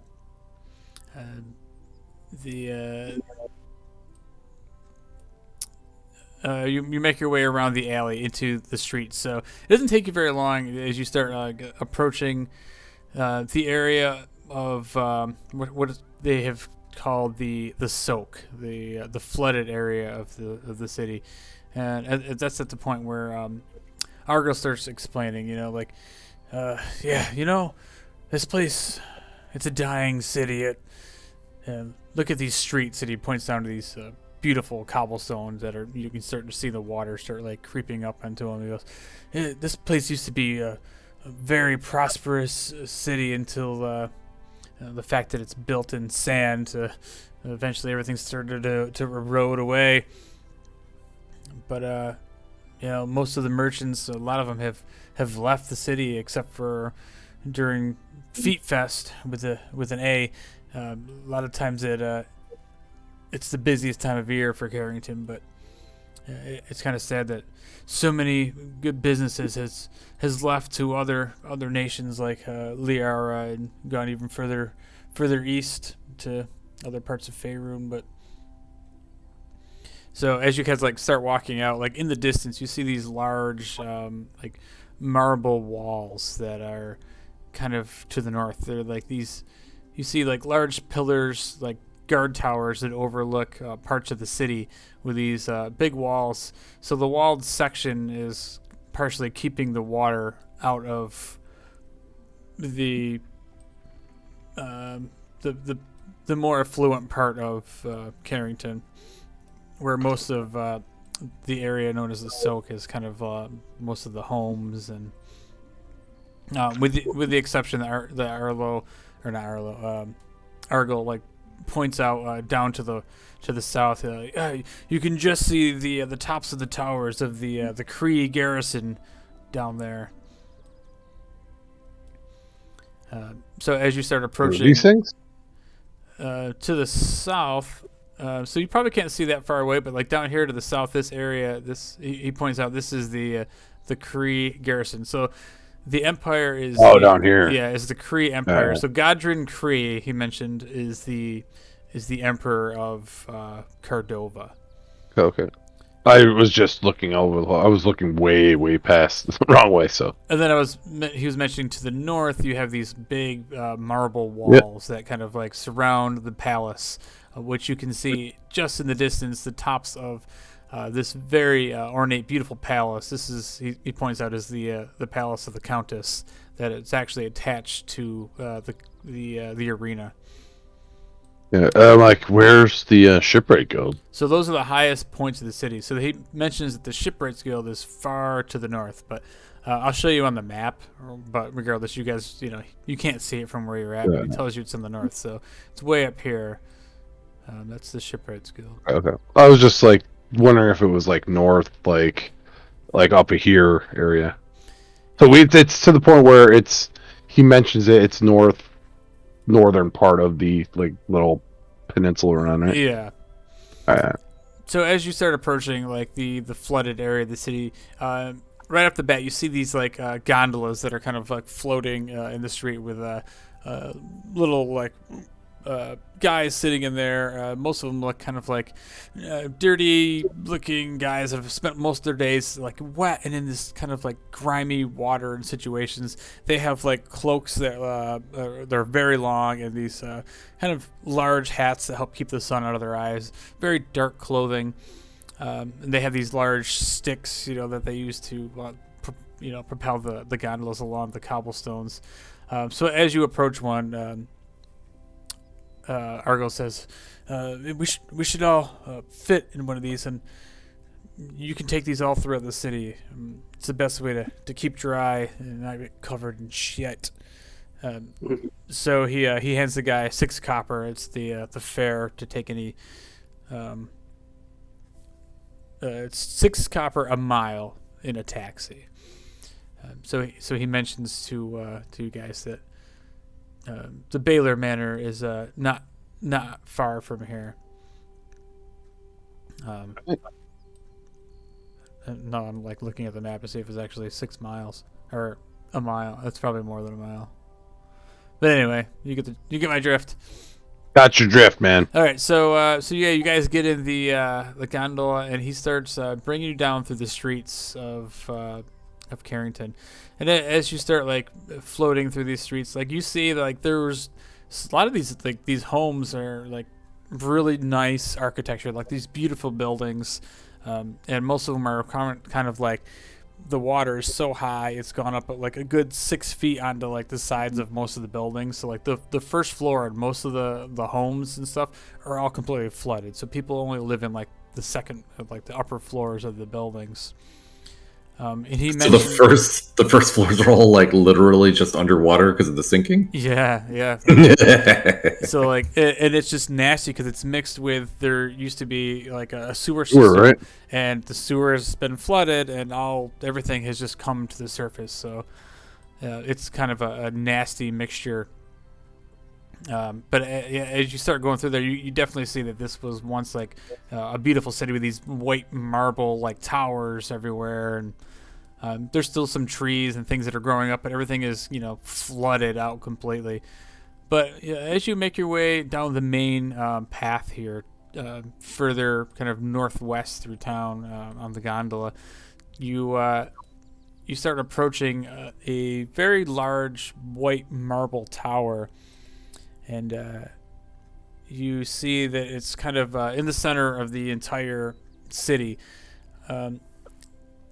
As you approach, you see this like large temple, and it has these like a dozen or so marble steps that lead up to the front entrance on either sides. And there's a large banner that's hanging on the front of this looking temple, and it's the banner is of an open right hand.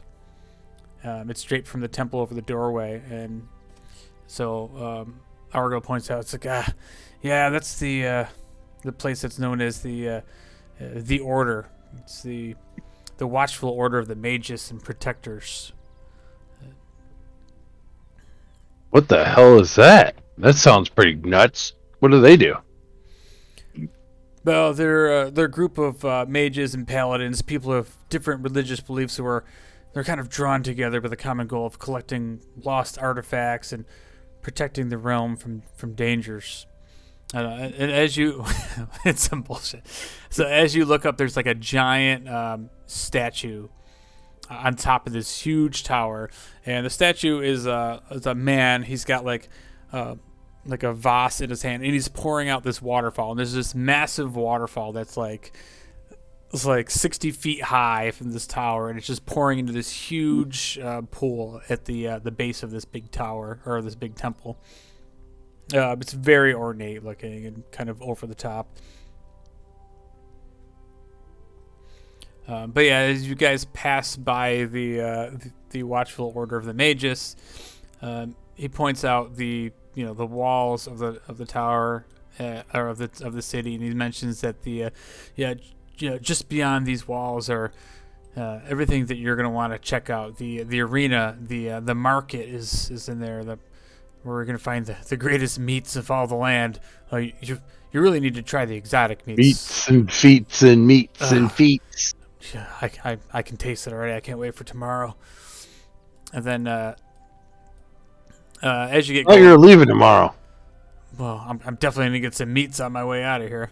The meats and feats and meats and feats. Yeah.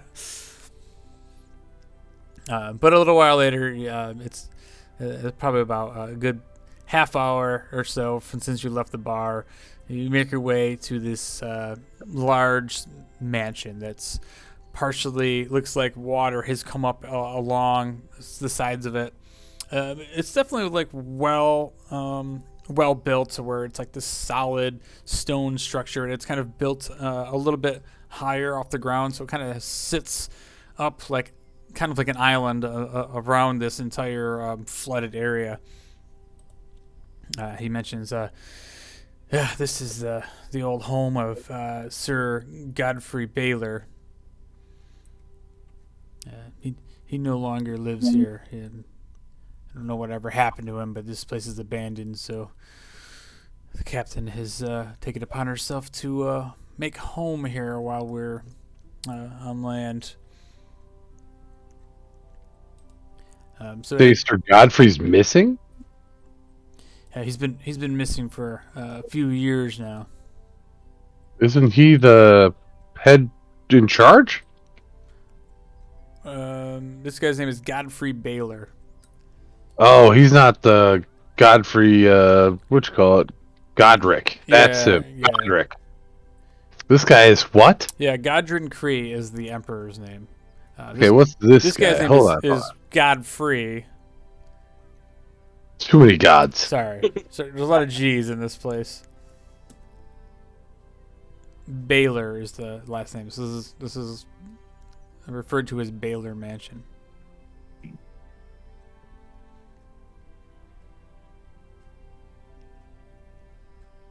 Godrin Cree is the mayor. Got it. And this is Godfrey.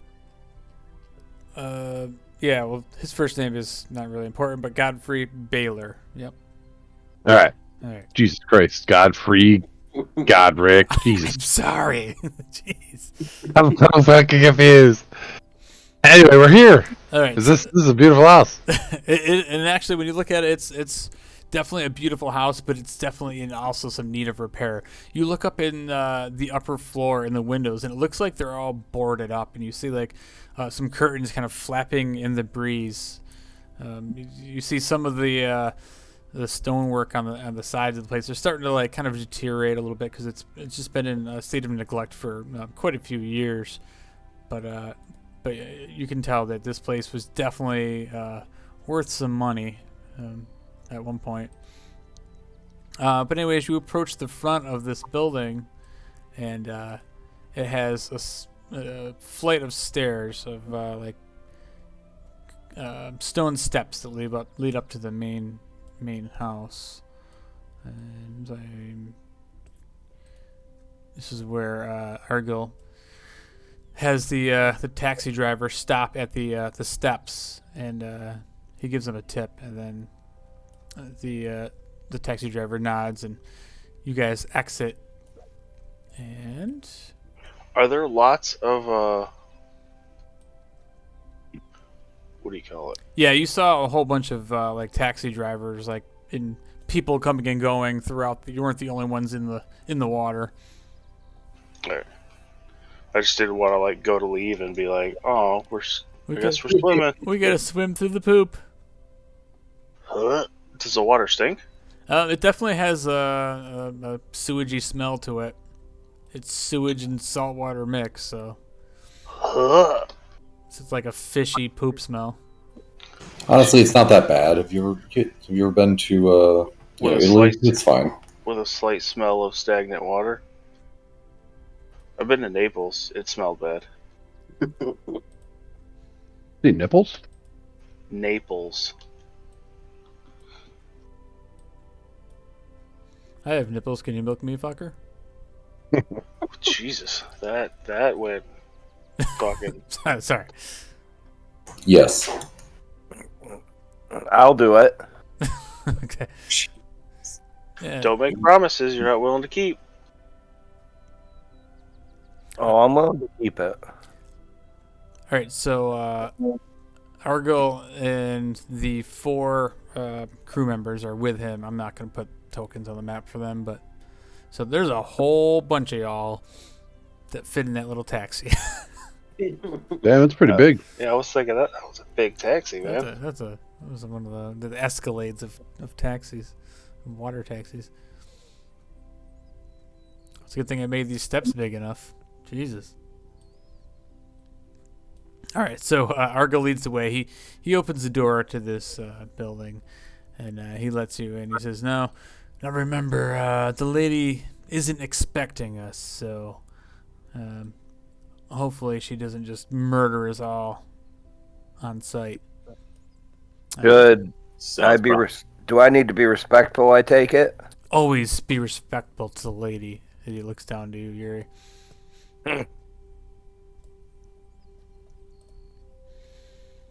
All right, so he opens the door, and you guys enter into what is known as Baylor Manor, and he says, "Well, this is the once luxurious home of Sir Godfrey Baylor. So most of the house I haven't been in personally, and I don't know if the lady has either, but we tend to we go upstairs to the second floor is where we spend most of our time.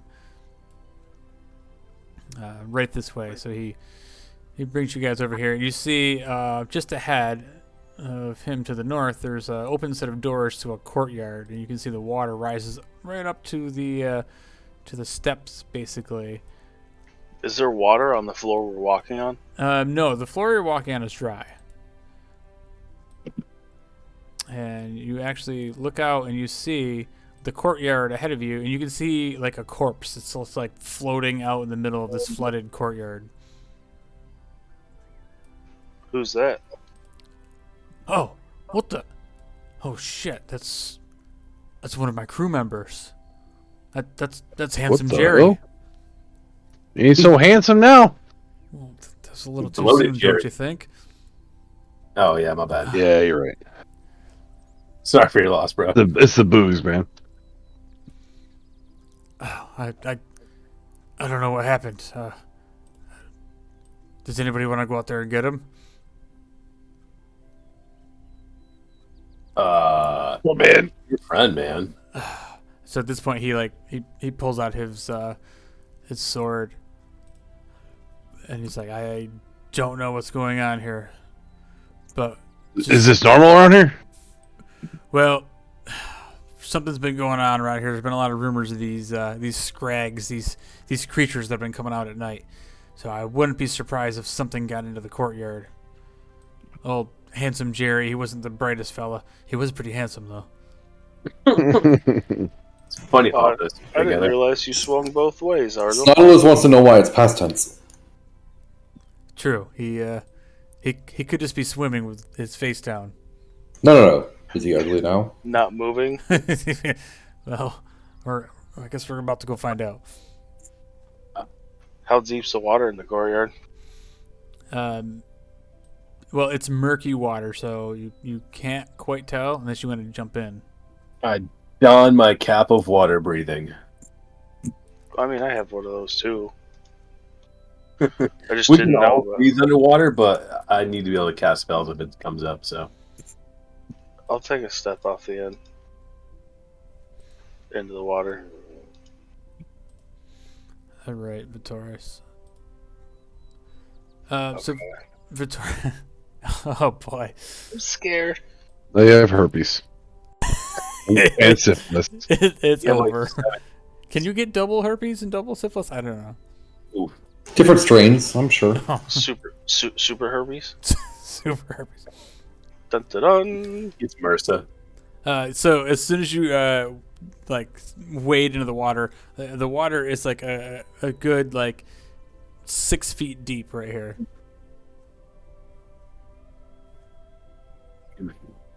Oh sweet. So like I can stand on my tippy toes and keep my head above water. I'm 5'8".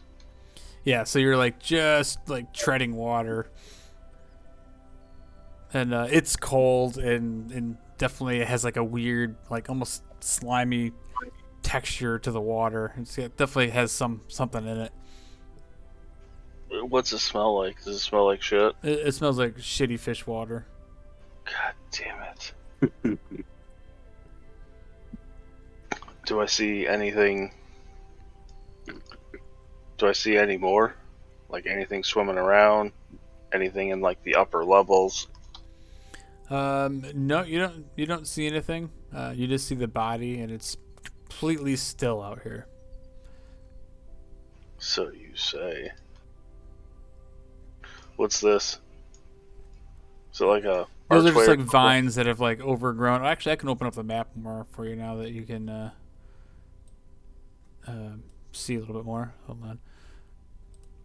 Yeah, there's overgrown vines around these concrete blocks or stone blocks that were in the center of the courtyard. So at this point, yeah, you can see the entirety of this courtyard. At this point, you can also look up to the second floor windows, and you can see the ones in the interior are still intact, and a little bit of the light that's setting down in the west. You can see it's kind of shining up into the upstairs windows. I thought maybe he got thrown out of a second story window, but not if he's in the middle. Yeah, and most of these windows all kind of look intact up on the top floors. How much do these stick out of the water? So those are only sticking about a foot above the water, so they're probably about a good 7 feet tall total. swim over to this one, climb up on top of it.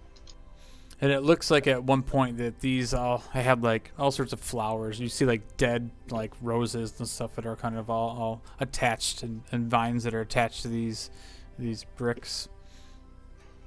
Trying to see if I got anything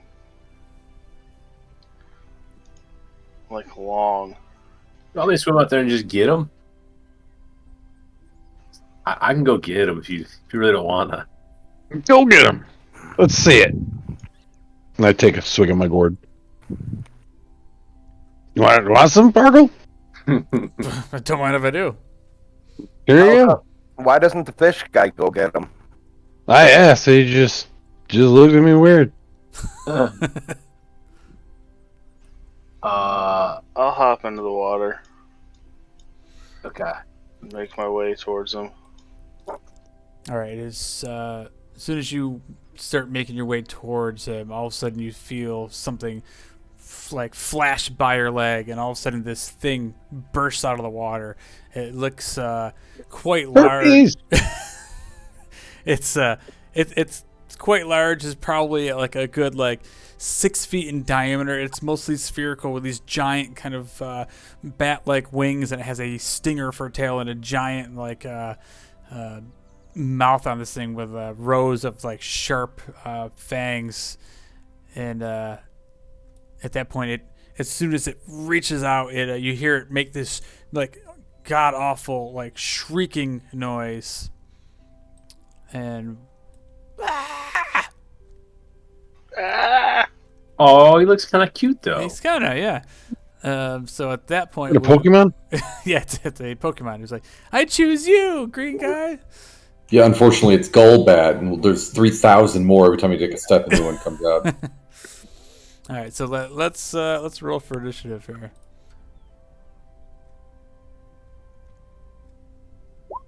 Hey, it worked. All did it right, right. you're starting off strong.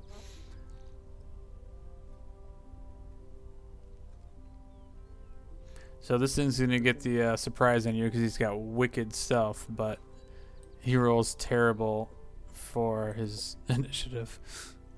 All right, so this thing bursts out of the water with these this mouth wide open, and it's coming straight for you, Vitoris. But all of a sudden, as its mouth opens up and you see it's this blackish, nasty water running off of it, you hear this god awful shriek. So everybody that's within 40 feet of this thing, I'm going to need you to make a Constitution saving throw. Snarler sticks his tongue out. Oh my god, look at that. Oh, that's terrible. Hold on a second. Let me see. Wait. I rolled a 7, but it didn't go through. So. Never mind, scratch that. I said that would be strength, so I don't Holy get my luck shit. zone. Okay, it's a Wow. DC 12, so anybody who doesn't make a 12 is now frightened I scared. Oh shit. until the end of your next turn. Is it everybody has to make a save? Mm-hmm. Oh no, until the start of his turn. So Actually, no, just you still within 40 feet of him? yeah, so I don't know who's on 40 feet. So looks like Everyone except Snarlers and Colo. You could argue that I am in. Oh, I see. So It was hard to tell. Save? yeah, Constitution save. So you make the save. You're not scared of this thing. Vasen's scared. So Vasen and Vitoris are frightened. Oh, I'm frightened. I rolled a 7. Oh by yeah, the you way. rolled a It's 7. Yeah, so Hector's frightened. Pussies. just- So Not scared, I'm just startled. I should probably roll for Argyle. Argyle also 5. Yeah, so Argyle's gonna be scared.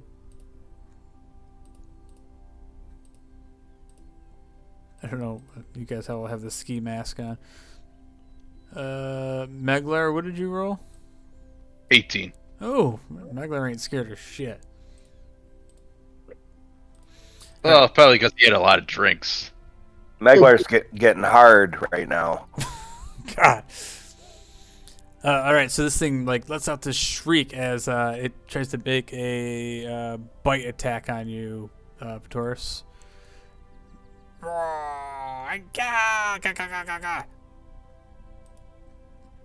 He misses terribly.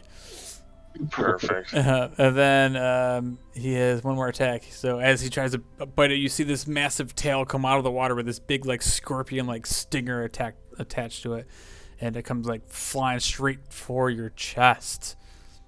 So this time he is most likely going to hit 24 to hit. Yeah, that's gonna hit. I can't even shield that shit. Luckily he didn't hit with his bite because that did some more damage. But you take 6 points of piercing damage, and then you also need to make another Constitution saving throw. Ooh, can I help with this one? I use my reaction. Sure. He passes it, so it's a DC 12. Oh. I guess I gotta mark the thing off because I have limited uses for that, so. So you get hit by this stinger, but it doesn't end up injecting its poison into you as it like just punctures and hits your skin a little bit. As it pulls the tail at you, all of a sudden you see the poison start coming out, and for a second there you start like panicking, thinking that you get injected with this deadly looking poison, but instead you just shit your pants as you are frightened.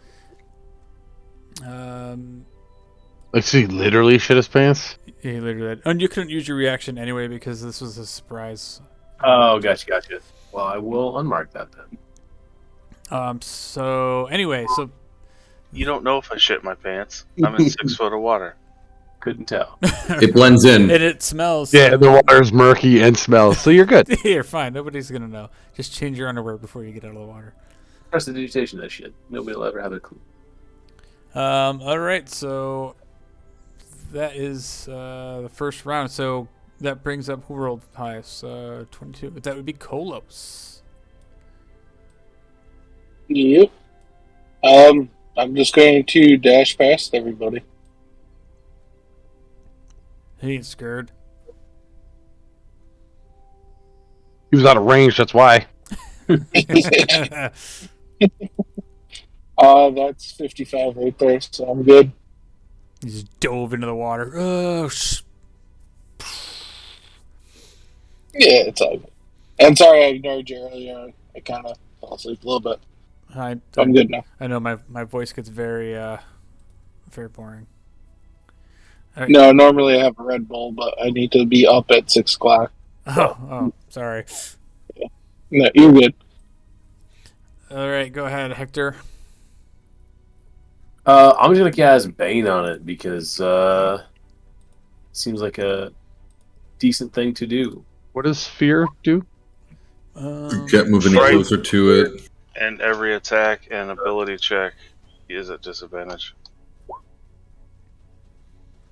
So a DC 15 charisma save from this thing is what I need from you. All right, charisma save. He rolls a 13. He has a negative charisma score. I was hoping. So yeah, so he's Bane for the next minute. Okay. And that's my turn. All right, go ahead, Meglar. So Bane is what he has to subtract. Is it D4 or D6? I can't remember. Yeah, it's D4. I don't know why I didn't show. Let me see if I can post it up real quick. I think it's a D4 to any of his attacks, right? Yeah. Saves. Or ability checks, or just attacks? Attacks and saves. Attacks and saves. Nice. Yeah, he actually rolled a 16 as well, but he's got shit for charisma. He's not a very charismatic thing, even though he's super cute. And now it's 16 Really minus cute. 1d4. Yeah. Pikachu. Pikachu. All right, Meglar, what are you going to do? All right, Meglar's gonna walk his drunk ass over towards that beast. Can Meglar swim? Oh, that's right. It requires half the movement. Does it? I thought it was 6 feet. It's probably still difficult terrain, though. Okay. You're not going to be able to walk easily or tread through 6 feet of water. Meglar has a cap of underwater action, I believe. I don't know Oh if yeah, that- he has the helm of underwater or whatever. Oh it yeah, is. that's right. So theoretically, yeah. Well, I'm gonna make my way over towards that beast. Trying to help you out. I'm playing support over here. I'm trying to help you out.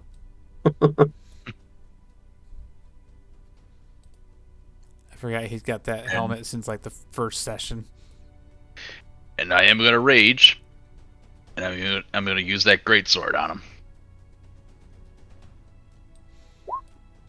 Oof. Yeah, 20, 28. It's gonna hit for 12 damage. Yeah, Okay, heck, I'm at it again. Yeah, so you like swing at this thing and like you smash into the side of him and completely catch him off guard. The second time you go to swing, and you just it sees you coming this time and it just kind of reels back in time where you don't make a connection to him. All right, well, that's my move. Right, Vitoris. Bonus action, clean out your pants. Bonus action, disengage. Not Climb up clean on up. top of here. But you still have poop in your pants. That's Don't know if I got poop in my pants. I don't have that. I can swim fine.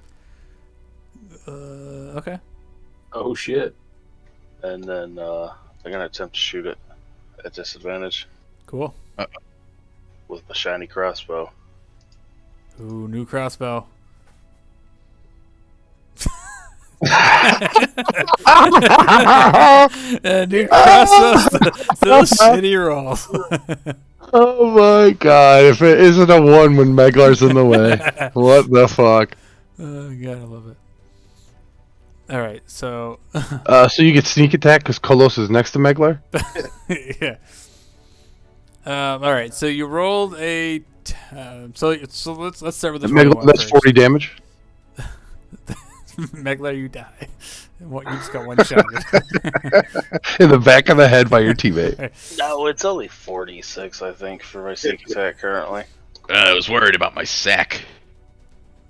All right, so with a natural 1, you're using it's a magic crossbow, right? So I need Meglar to make a dexterity saving throw. Oh, come on.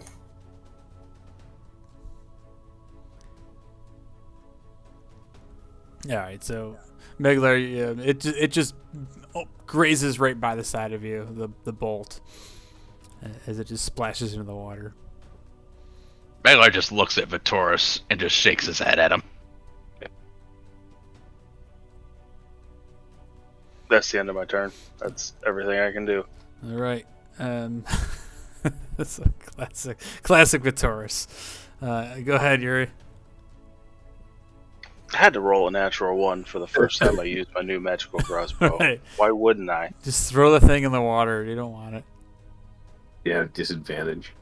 You're better off just punching things. And No, I'm not, because even if I hit, it's 0 damage. can I squeeze by Hector here?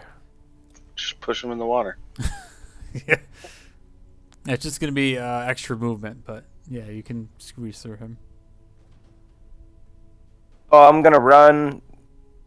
While I'm running, pull out my shield and axe and just cannonball into the water. All right, and now you drowned. So the water is 6 feet deep. You're probably barely 4 feet, right? You have an axe, and actually, what's your armor? I think you still have your mariner's armor, don't you? Or did you get rid of that? I still have it. All right. Did that give you a? Was that give you a swim speed? Or It is gives that him a just... swim speed, yeah. So it'll keep you afloat. Aw, dang. Nice. So I'm gonna. I mean, that's all I'm doing.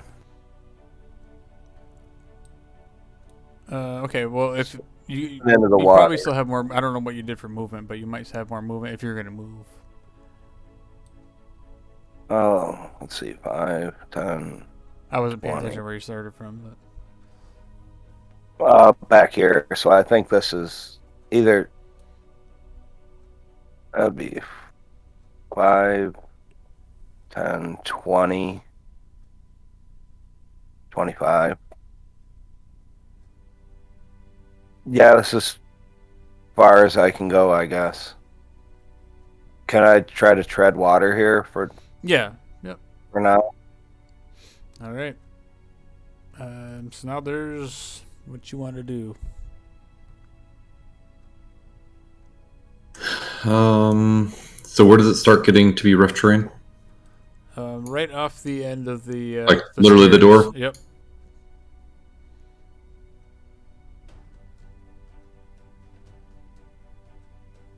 All right. Well, I can't do what I wanted to do, so let's just do what I didn't want to do. Fireball. Fireball. That's the one. No, I'm going to mind sliver it. Ooh. DC 16 int. All right, minus a D4. Let's see. I got you. So you have to have a 19. He rolled a 14 minus the D4, so he does So not save. 11 psychic. All right, it's a good thing he's not immune to that one. And subtract a 1d4 from the next saving throw again. Perfect. So if anyone wanted to do anything with a saving throw, now's your time. I was gonna say, does that stack? They're different effects. Yeah, I mean, so- that's on the DM, but Yeah, The- I would allow it. Nice. the normal rule set is as long as they don't have the same name, then they're usually good to go. Yeah, it's 2 different spells, so let's do it. All right, so is that it for your turn, Snuthers? That is it for my. I guess I'll move forward to the door.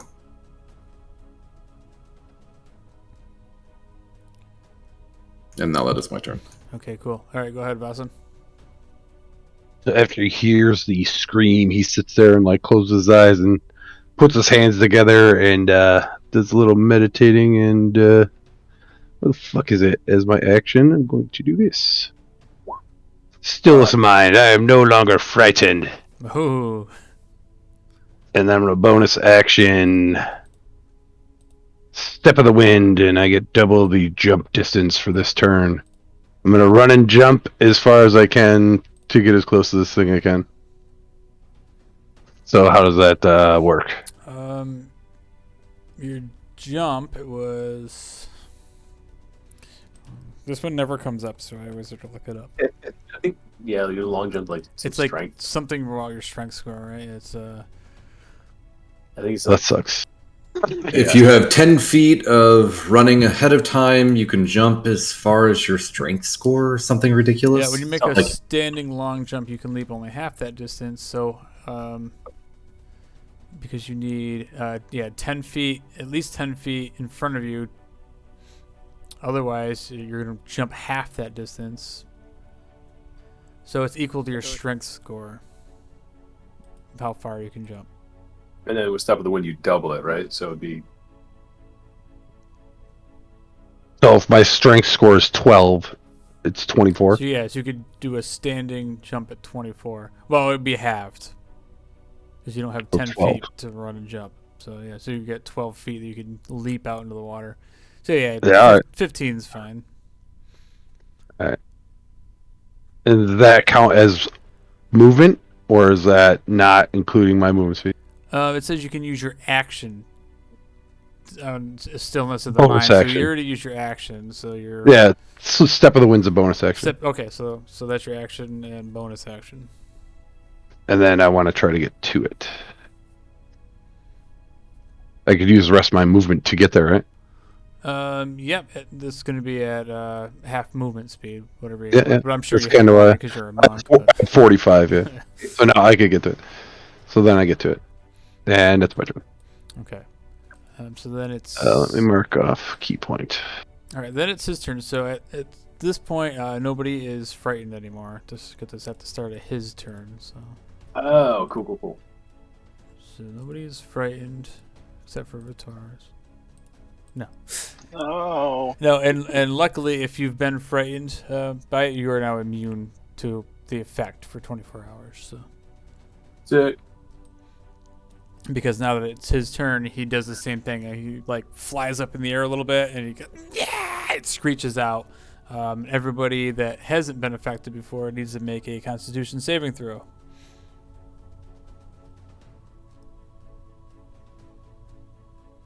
Nice. So it's a DC 12. Remember, everybody that's by me gets a +4 within 10 feet. I think Meglar and Yuri are the only ones. Yeah. I'm next. So are you. You're 10 feet. Yeah, but But you've already done it. Yeah, you've already been frightened, right? Oh, I thought I just was referring to the +4. That's what he was saying. So just remember, everyone that's near him in 10 feet gets +4 on saves. So Meglar, what with a plus? Is it +4 or plus a D4? Hang on. It's I think +4. I think it's +4. Yeah. Oh, butter. Oh. That's the wrong one. There you go. That's reading the under. Yeah, you can go to your charisma modifier. Okay. So because of that, Meglar passes. So that just leaves Yuri. Did you make your Constitution saving throw?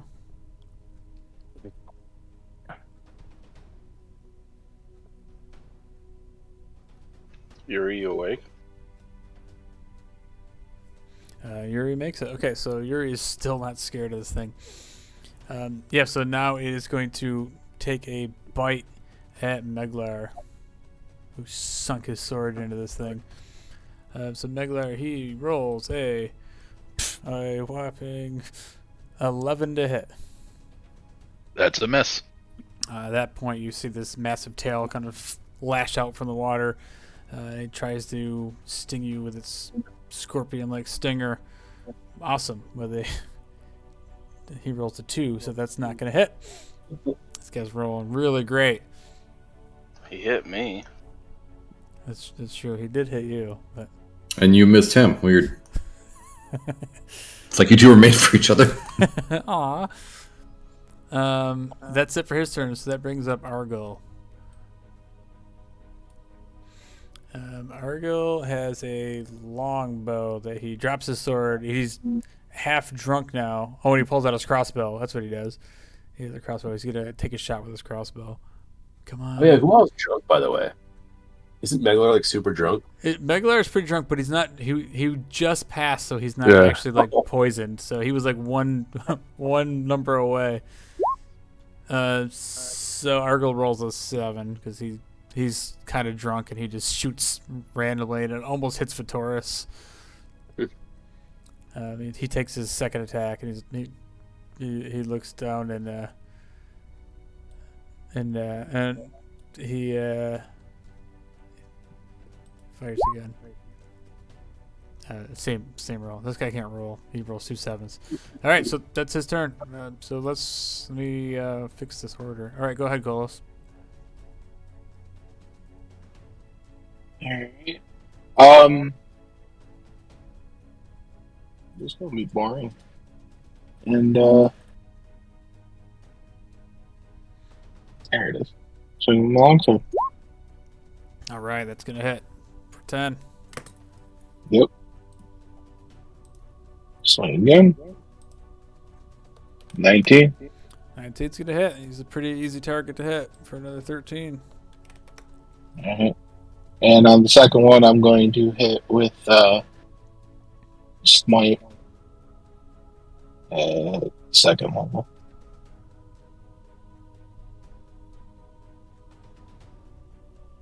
right, go for it.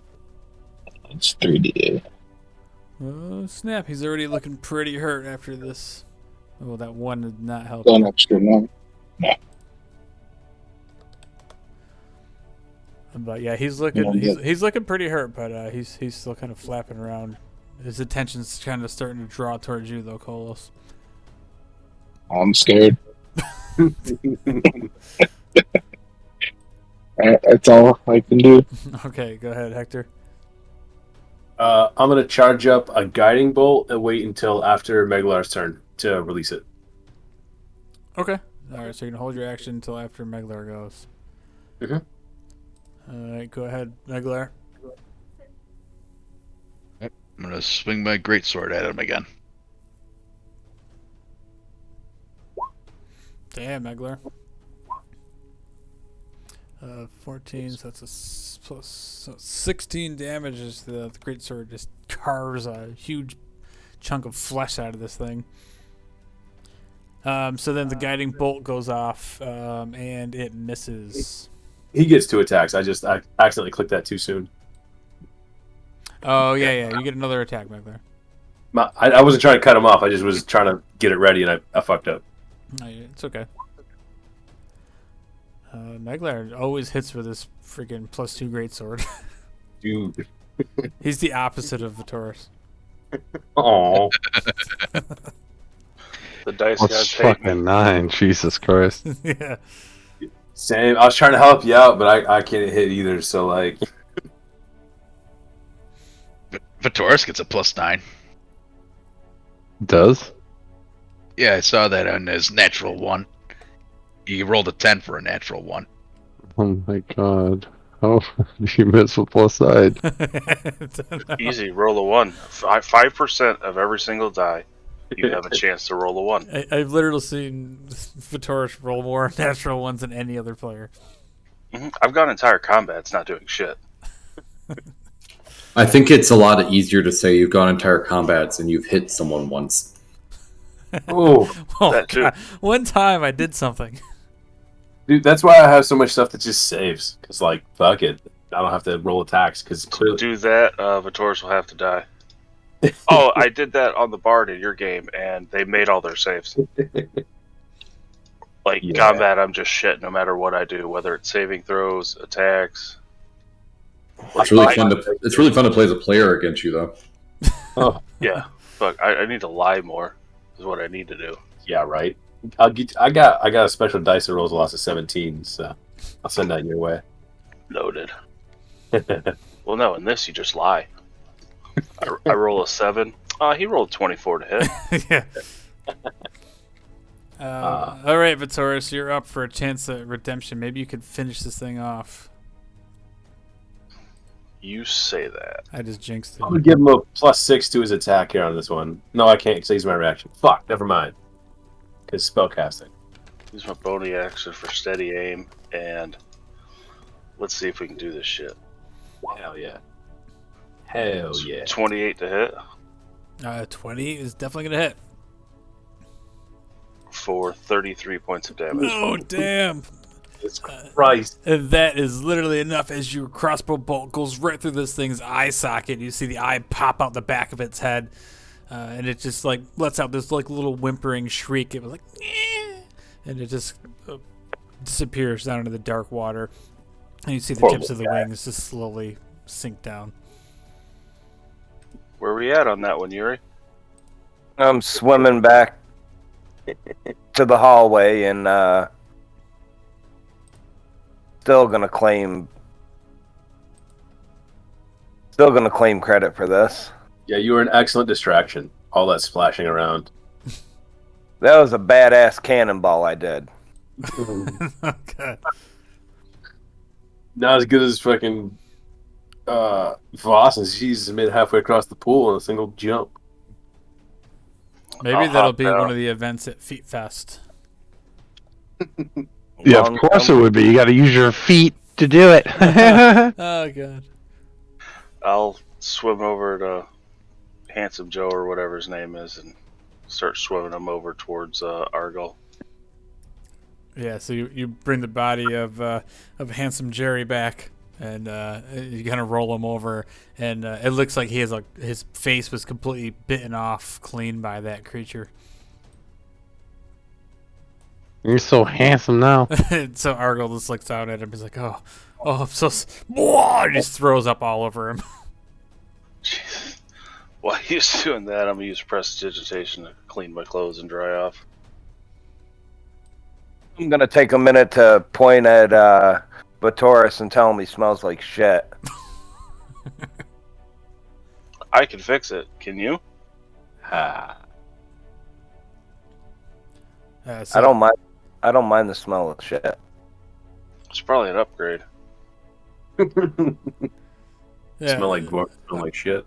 Argyle at this point, he's he's starting to really feel like shit, and he's like bummed out about Jerry. So he's quiet, and he just kind of brings you guys down to the door. He's like, I don't know how this thing got in here, but let's get this night over with. And he opens the door to the left into Oh, what the fuck? into like a chamber that looks like a sitting room with a set of stairs that lead up, and there's another door to your left out of this room. Or actually, it's a doorway, so it's already open. Door is already open. Let me reveal it. So into the other room, you see what looks like a dining room table. Big old moose head on the wall. Can we hear anybody moving around upstairs, or is it pretty quiet? Go ahead and make a perception check. See Sure. if you notice anything as you walk into here. With that, like you like put your ear, you walk up towards the stairs a little bit, and you listen around. You don't hear anything come up from upstairs or anything in the room next door either. It's pretty quiet. Spooky.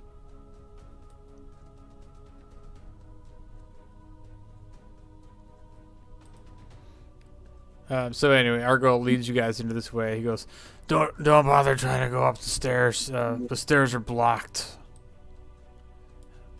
And, Why? Hector, you kind of look up the stairs and you see like the stairwell is just like full of like crates of looks like silverware and like pots and pans and just like all sorts of shit. There's just like piled up into the hallway. As Snodlers walks in this room, can I try to stealthily, like, look through this chest that's here? It looks like I did a good job. It's not locked or anything, but you open it up and it's like, and it like creaks, and everybody like Vittoris turns around and looks at you. And inside there is like just like some like throw blankets and some like slippers and bathrobes. Any of them look like they're from the lady? They look like they're children's, and they're like a pinkish color, like they're young girls. Two sets of young girls' blankets and slippers. Without changing how I opened it, I would like to reverse it and close it in the exact same way, and not think that it's going to creak in the exact same way. It's super loud, and it kind of like echoes through the whole bottom floor there. I'll tap it twice as I walk by it again. Just checking. So you guys make your way into this dining room here, and what's your guys' passive perceptions? I don't think I have them anymore on here. 22. 17. 22. 11. All right, so Hector, as you make your way through here, what was yours, Vittoris? 10. Why are you at 10? You notice nothing ever. Because I have no wisdom. This is true. Hector, as you walk through here, you happen to notice everybody notices like the cobwebs and stuff. This place looks old and decrepit, but on the back wall you see a couple of paintings, Hector, that kind of like catch your eye for a second. It looks like there's like a family painting in the center, and you see two girls, the two young girls. One's maybe a little bit older, maybe like one is 8 and one's 10 or 11, and then you also see a father and a mother. They're dressed in nice clothing. It's a beautifully done portrait, and on either sides of that painting, you see 2 other portraits. Now you can tell it's the same girls. They are just a little bit older. Like now, like the girls are like 15 and 18. Can you make a intelligence check for me, Hector? Sure. Intelligent.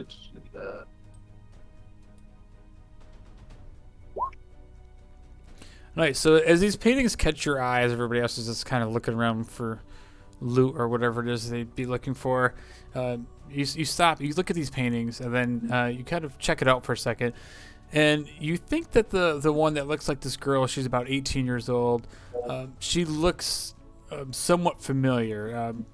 To you, she looks like the face of Lady Joy Sword. Oh, that's why they came back here. All right, cool.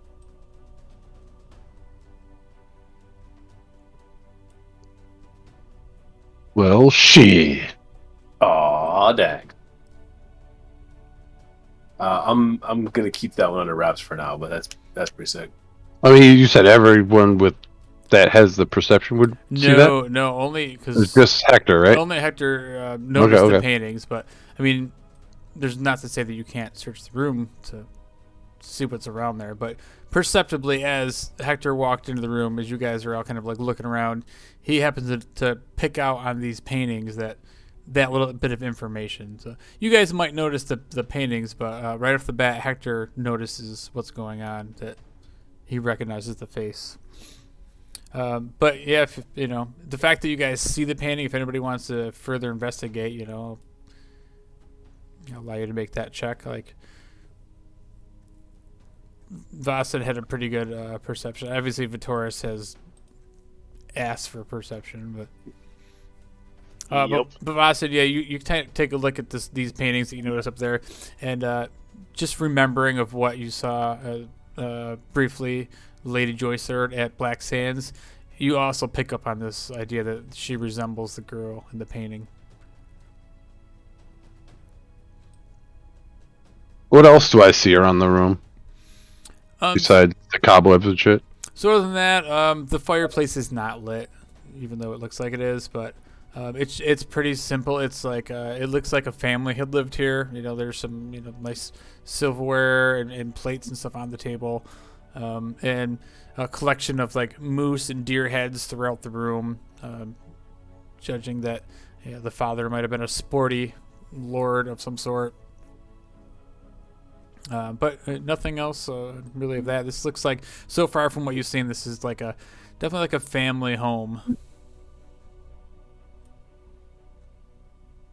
Right.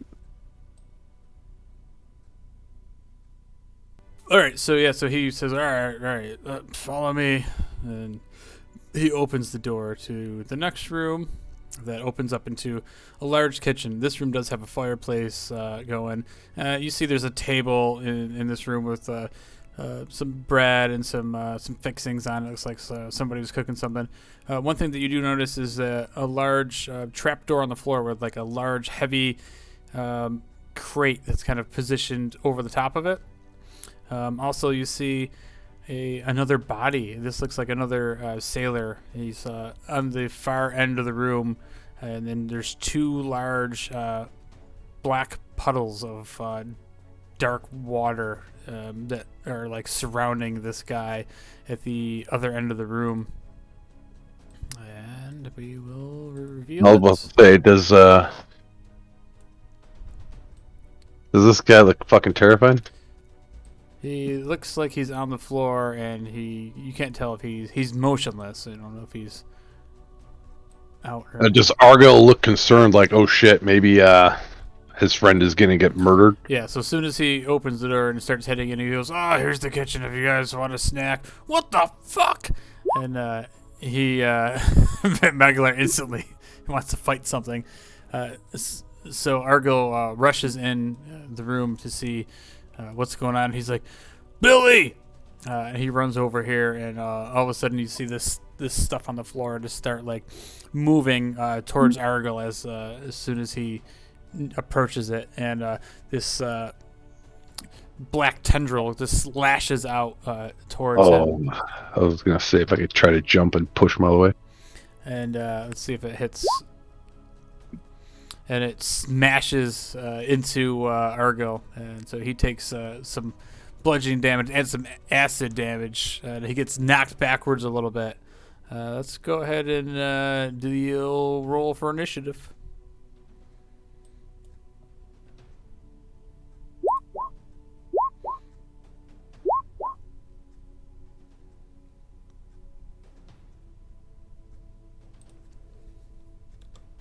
Colo's rocking that 4. Hell yeah, 4 is the way to go. I got a freaking nat 20 last time.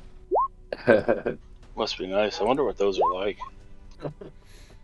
It's like your nat 1s, but better. This thing, one of them rolled a 5, one rolled a 1.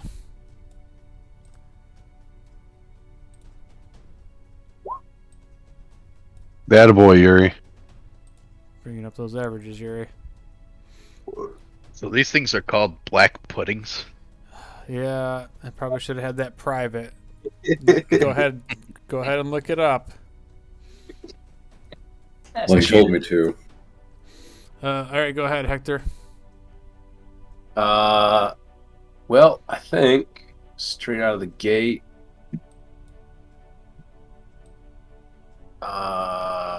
Fuck. I'm gonna do a bless on Kolos, on Snodlers, and on Vitoris. And then move up to get some cover behind this table. That's the end of my turn. So who did you bless? Vitoris? Yeah. Vitoris, Kolos, and Snodlers. Okay. And Snodlers. Where's Snodlers? Oh, he's up in the front. All right, so go ahead, Mr. Snodlers. All right. I'm going to go and, for the first time ever, actually, do I smell bad? I got funny waves on me. Yes. You're blessed with divine smell. Got it. I'm going to run backwards, and I'm going to touch Vitoris Oh shit. Oh shit. right in the crotch Say above the belt or below. with touches quiver. Oh shit. With what? Flame arrow. Ooh. So now I can set Meglar on fire?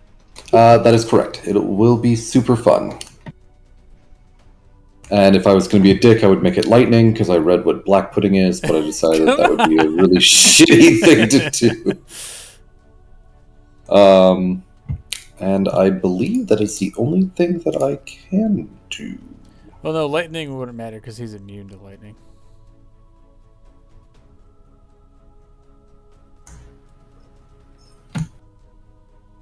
So anyway, I think that's it. All right. That's going to bring up Argyle, who's like really pissed now that this thing just smashed into him. So he pulls out his longsword and he's going to slash at the thing in front of him. Is Argyle a baller?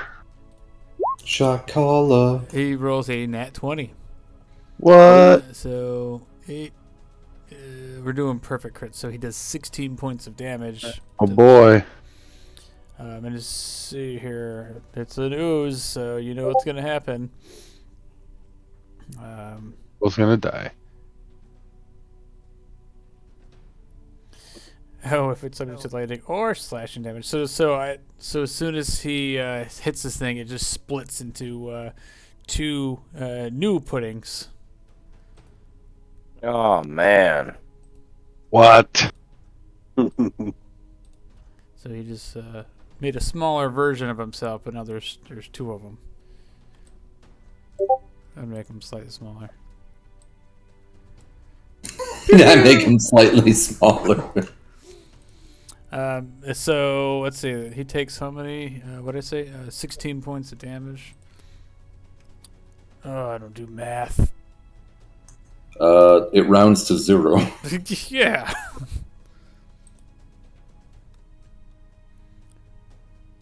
Okay.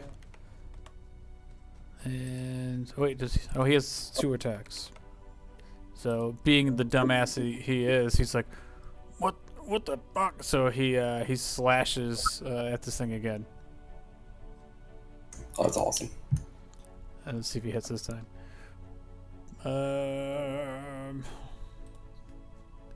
Longsword, go! 11 to hit. Does that hit?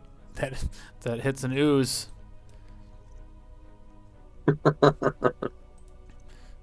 So he's like, "Oh, I don't know how to fucking kill these things. We're all fucked."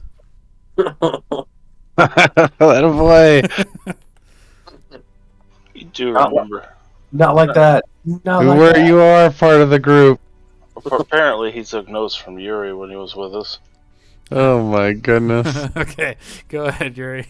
Once a traveler, always a traveler. Wait, why is yours like 8 miles back? I was gonna say, since I'm in the other room, Jesus Christ. I'm sure Yuri would have been in the room at least. Like, probably in the back, though, because usually Yuri's in the back.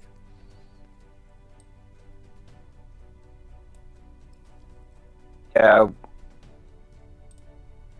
Say I'm back here, you think? I would say at least by Hector.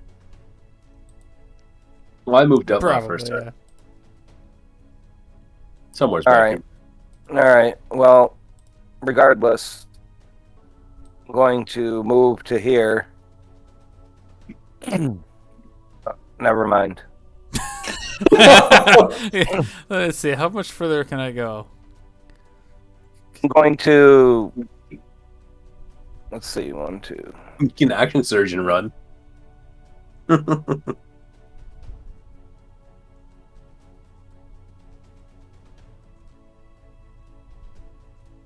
I'm going to.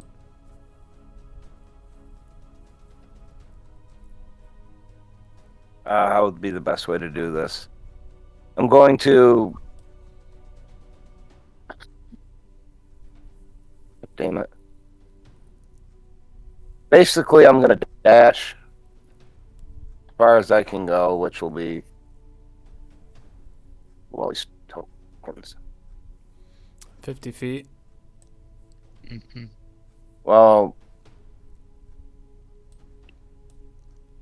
40, right? Because I have to go through 2 people. Well, you can kind of go around. Like, there's probably enough space within this bathtub or whatever the hell this is to squeeze through there.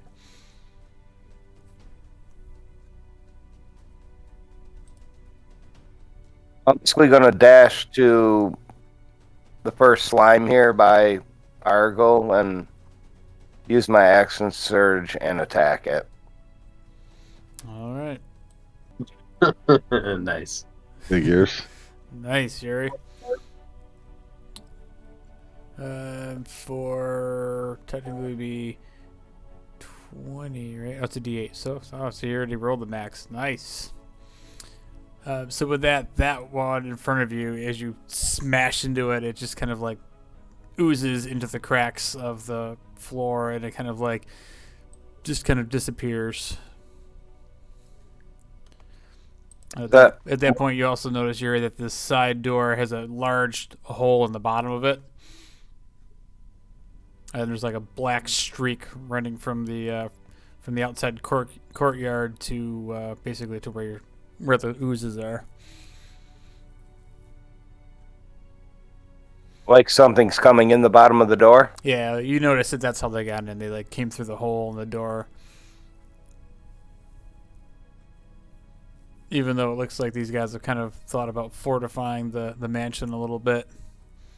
Yes, they didn't think about all the ways in.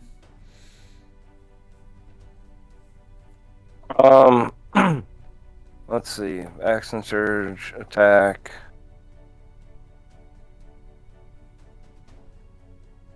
And I guess I'll end my turn there. You should have more than one attack. Yeah, you should have another attack. Yeah. Yeah, but he dashed, didn't he? Yeah, but he used his action surge, Yeah, which so gives he gets him. more movement again. Okay. So he gets more movement and attack? I don't think action surge gives you movement. Oh no, it only gives you an action, not a movement. That's right. So you could attack Argyle. Yes.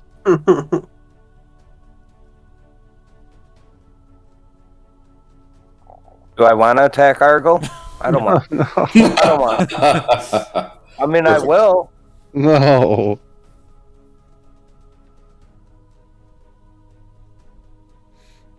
Is that all you want to do then?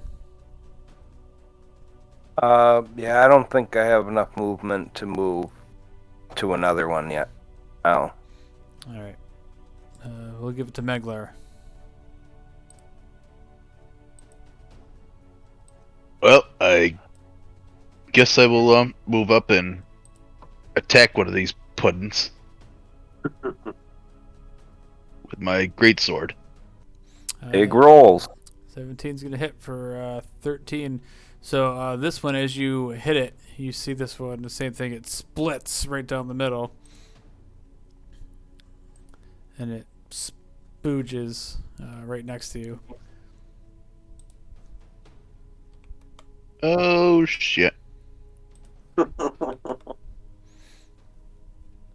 How do you feel when you see a spooge, Maglar? But these are smaller spooges.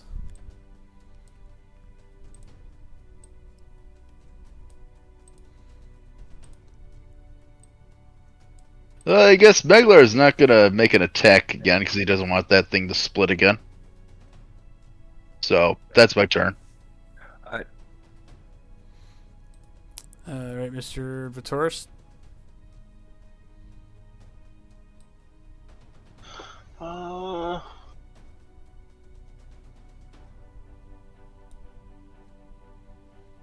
Move up to here. Take a shot at that one. With my shiny steady aim. Let's see if I can hit it. Natural 20. Oh, beautiful. For a lot. For 11 and... Is it max at 11? Let's see. Plus fire damage, 6. Oh, yeah, plus the flame arrows. which is also doubled.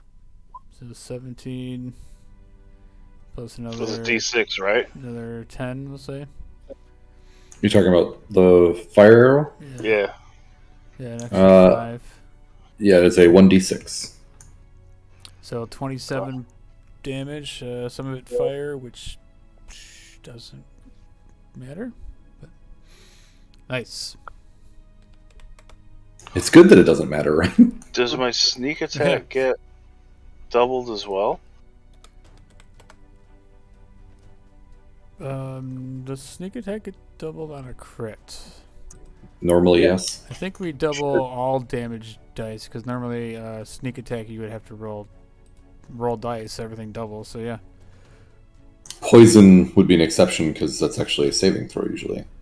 So it's whatever by its standard, it's whatever damage is done with that dice. Gotcha. But I mean, obviously, it's up to you. So. But that one isn't really within 5 feet of an ally. I had advantage for steady aim. Oh, that's right. Yeah, you said that. Okay. Yeah. So. I gotta have something. Give me something. All right. So plus the 24 for sneak attack. Hold on, I got a calculator out. So it's 12 plus how many? Oh my god, that 12 you rolled 2 ones and Yeah, that's also. terrible. 64 points of damage. Yeah, okay. Well, I already calculated most of it, but I didn't do the sneak attack, so it's 46 will be 24 for the perfect plus 12. It's 24 and 12. 36. Well, damn, so that's enough to actually be just one-shotted, pierced through that thing. Yeah. Fuck you guys. Doubt me. Everyone gets 1. Leave me alone. I think it's only like my second one of the campaign. Hit? Maybe. That's it for my turn. Alright, Vasson? I'm gonna run over here. And I'm gonna take my course. Oh, I'm gonna free action drink some of my booze, put it in my mouth, and smash this thing in the head. 25 to hit. It's gonna hit. I didn't say anything, so I'll just go with the first one. That's fine. It's enough to... 10. It's a small splotch now as you just smear it into the ground, and it just kind of like vaporizes into the cracks of the floor. I'm a bonus action, breathe fire, and a 15-foot cone. That away All right. for 6 damage. Nice. That thing you just see it just kind of sizzle, and it burns up into nothing. At the same time, the cart starts catching on fire a little bit. And you see a bunch of these potatoes are all getting singed, but it smells pretty good in there now. And then I'm gonna finish my move and come and whack this thing with my quarterstaff. 2-handed chop down for 17 to hit. 17's gonna hit. Yep. For 11. All right. And that is my turn.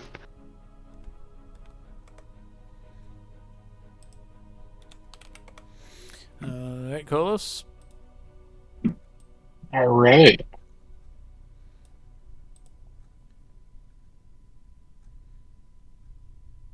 I didn't learn my lesson. I'm watching everybody else. Okay. But I am going to use my elemental longsword I got from Renwick.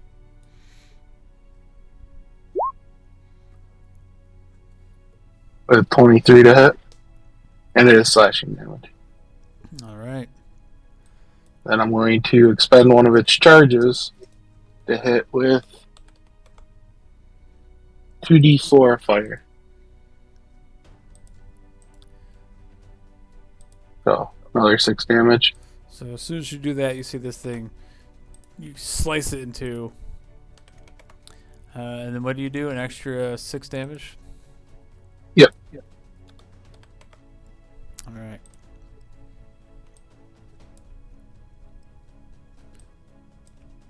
I'm going to swing at the one on the right. With the elemental sword again. With another 23 to hit. Oh, damn. It slices right through it. 7 slashing, I'll expend another charge. Same thing, fire. For 6 more damage. 7. Well, You're making 15 me do total. all sorts of math here. I mean, I could also smite, but, you know, let's not waste all my spell slots. And then I gotta make one more of these things. And okay. And that's it for my turn. All right. So there's just extra little oozes everywhere now. But they look smaller and a little bit less menacing. So it's their turn, so these things all kind of like slime their way across the floor and try to stick its nasty gooiness all over you. This one, you see the one to the top, it actually like rolls over this dude, and you see his flesh like searing off from like burning acid as it like goes over, over the top of him. No. So the first two on the right, they make attacks at Kolos. They slap at him. First one with a 16 to hit Kolos. Miss. It's gonna miss.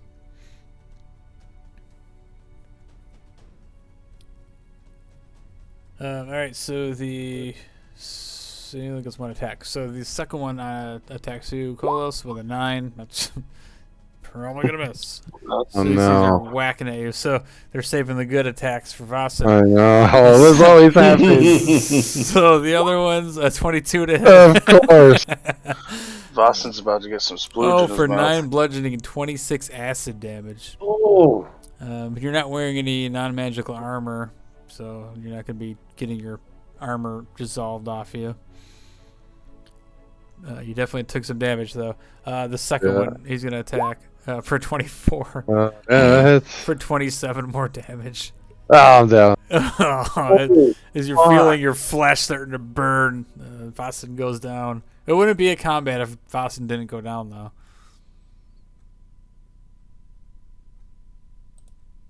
Well, that changes what I was gonna do. That's the Fuck. wrong guy.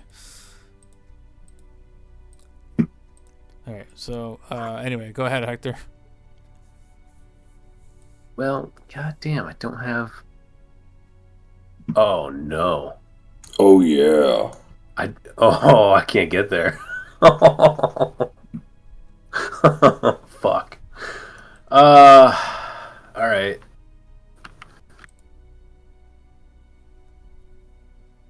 I'm gonna start making my way this way.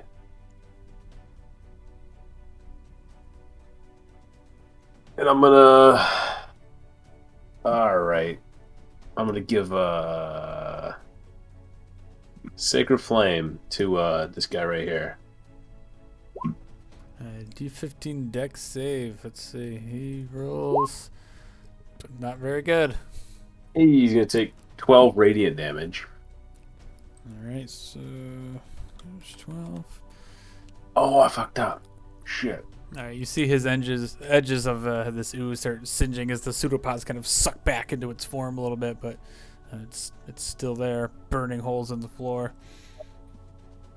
I fucked up. All right. I'll bonus action. Use my wild shape to go into my archer form and hit this guy with a radiant arrow. Hopefully. It's gonna hit. Oh, sick. Where's the damage on that? I use this so often.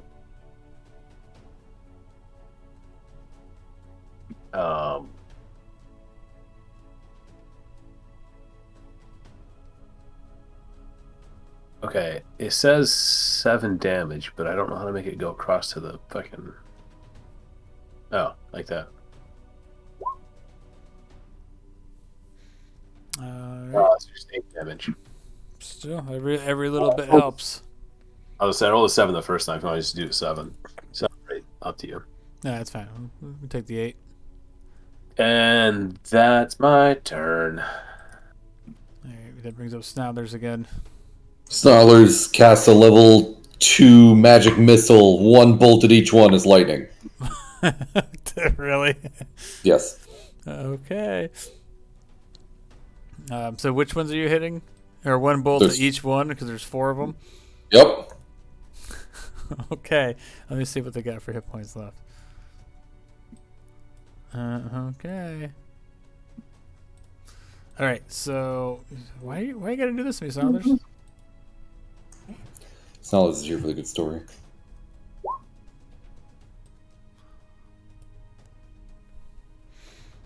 All right. Switching it to lightning.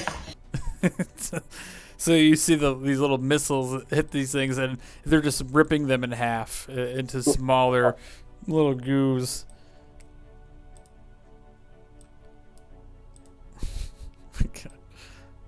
Snarlers didn't do the right thing. Worst. Snarlers takes 1 step backwards, and that's his turn. He's like, "Oops, I'm out of here."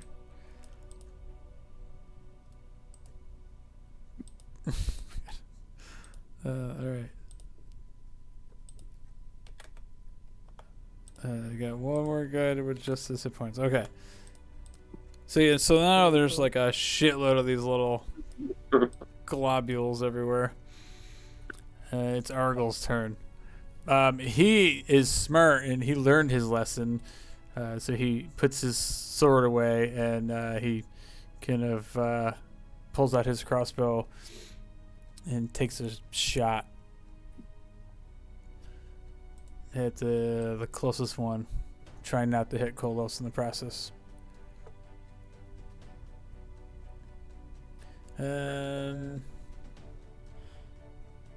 Choo-choo!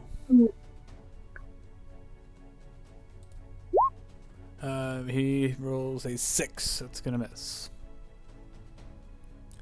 Second attack's a 13 is going to hit. So this one, you see it just shatter right through the one in front of him. That's it for his turn. Go ahead, Yuri.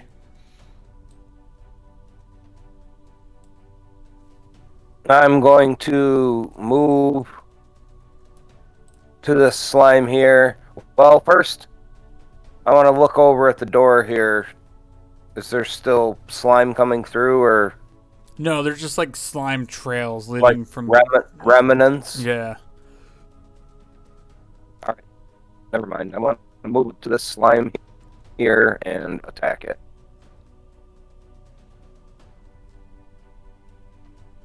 Attempt to attack it. All right. Yeah, you smash right through that one.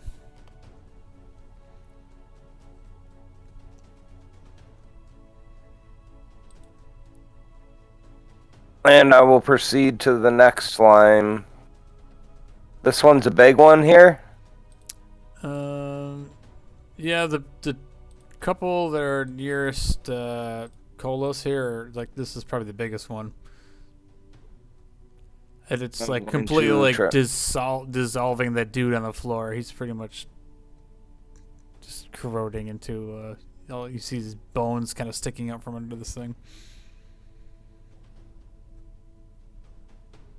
I'm going to swing at it. 19's going to hit as you split this thing again. And the dude underneath is also now in half.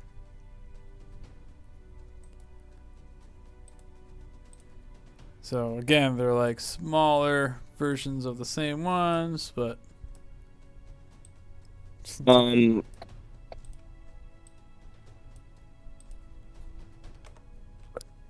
And I'm going to end my turn there, being I don't have another action surge. all right, Meglar. It's gonna make my move up here, and I'm gonna swing at this one here. All right.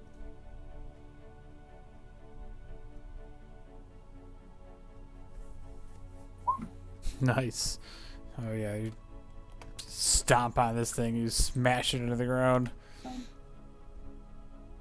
Then I'm just gonna use my remaining movement to bring myself right up towards the next one and swing at the one not over me. Okay.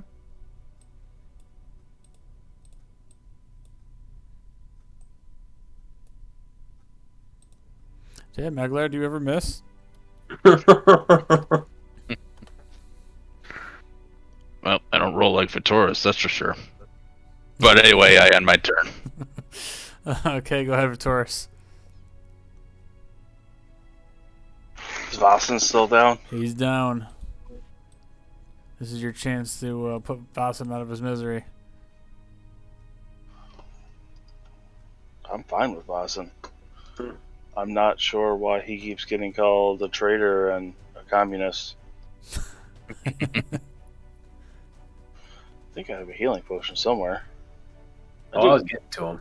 I just didn't have enough movement. Oh, that's actually really funny. I could have actually taken care of that. I completely forgot. I forgot he was down. I'm sorry. I mean, it happens. So I'll just pour my healing potion down his throat. All right, 2d4s. 44. Ooh, you got the special one. Oh, the greater healing potion. Nice. And you didn't suck completely. That was Vossen rolled that, not me. Nice. Oh, that makes sense. Totally makes sense now. The second I put that up, he clicked it. That would have been all ones. He would have got 8 hit points. 8 hit points. Nice. So And then- Vossen feels that energy flowing through him as he wakes back up. I let him know they keep splitting, and then I'll use my bonus action to try and shoot that one.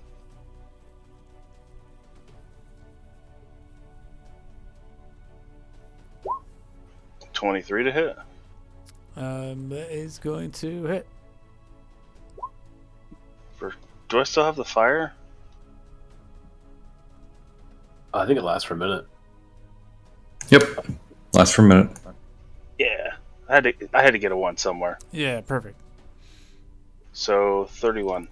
So which one? This one here, the big one? Yeah. Okay.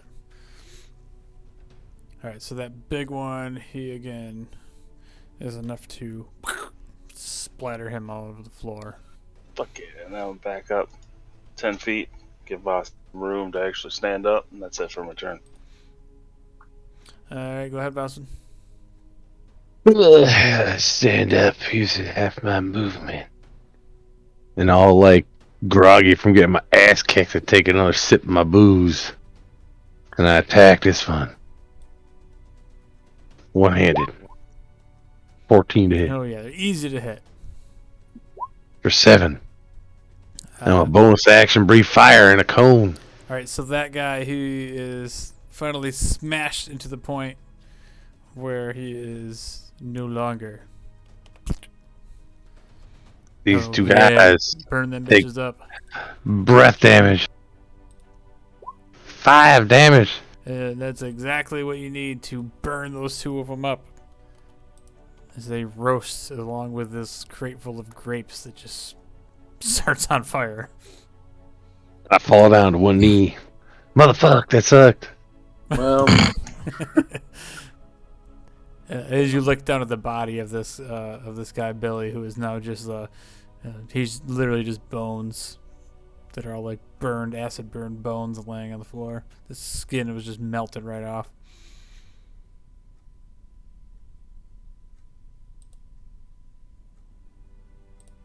Well, fuck it. That sucks for that guy. So at this point, Arkell's looking a little bit more sober, and he's like, "Well, what the fuck? I kind of want to get back to the ship now. Isn't your friend here? Well, we should probably get her and get the fuck out of here." Dude, I'm fucked. Let's get rolling.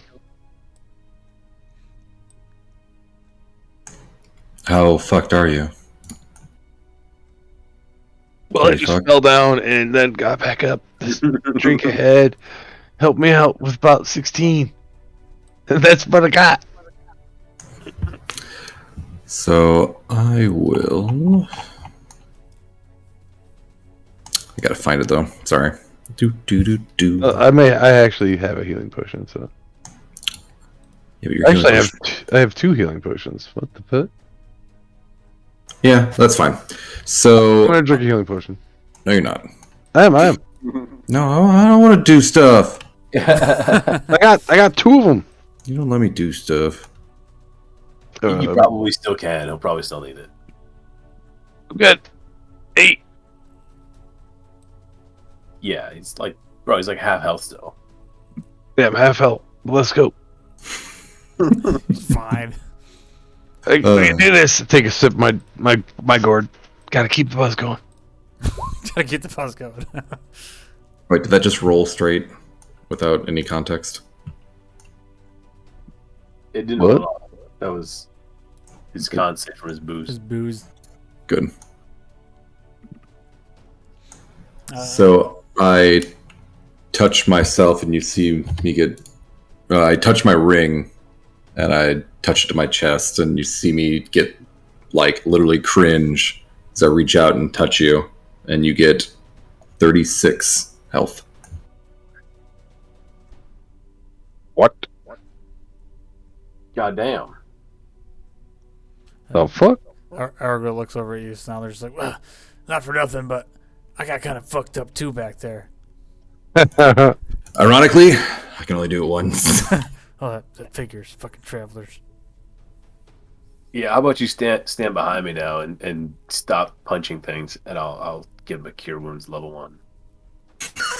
Level 1. Fuck yeah! I don't want him to die, but this guy's not fucking worth it. You kidding me? Damn, dude, it's Argyle. Who's the fucking shipmate? 9 health. Yeah, he's probably gonna betray us in like 10 minutes and like stab us all. Are you saying that out loud? No. So who are you giving the cure wounds to? Argo or Vossen? Argo. Okay, so he gets 9. 9 health back. I hope Vossen is max health. By Oh yeah, he's yes, I am.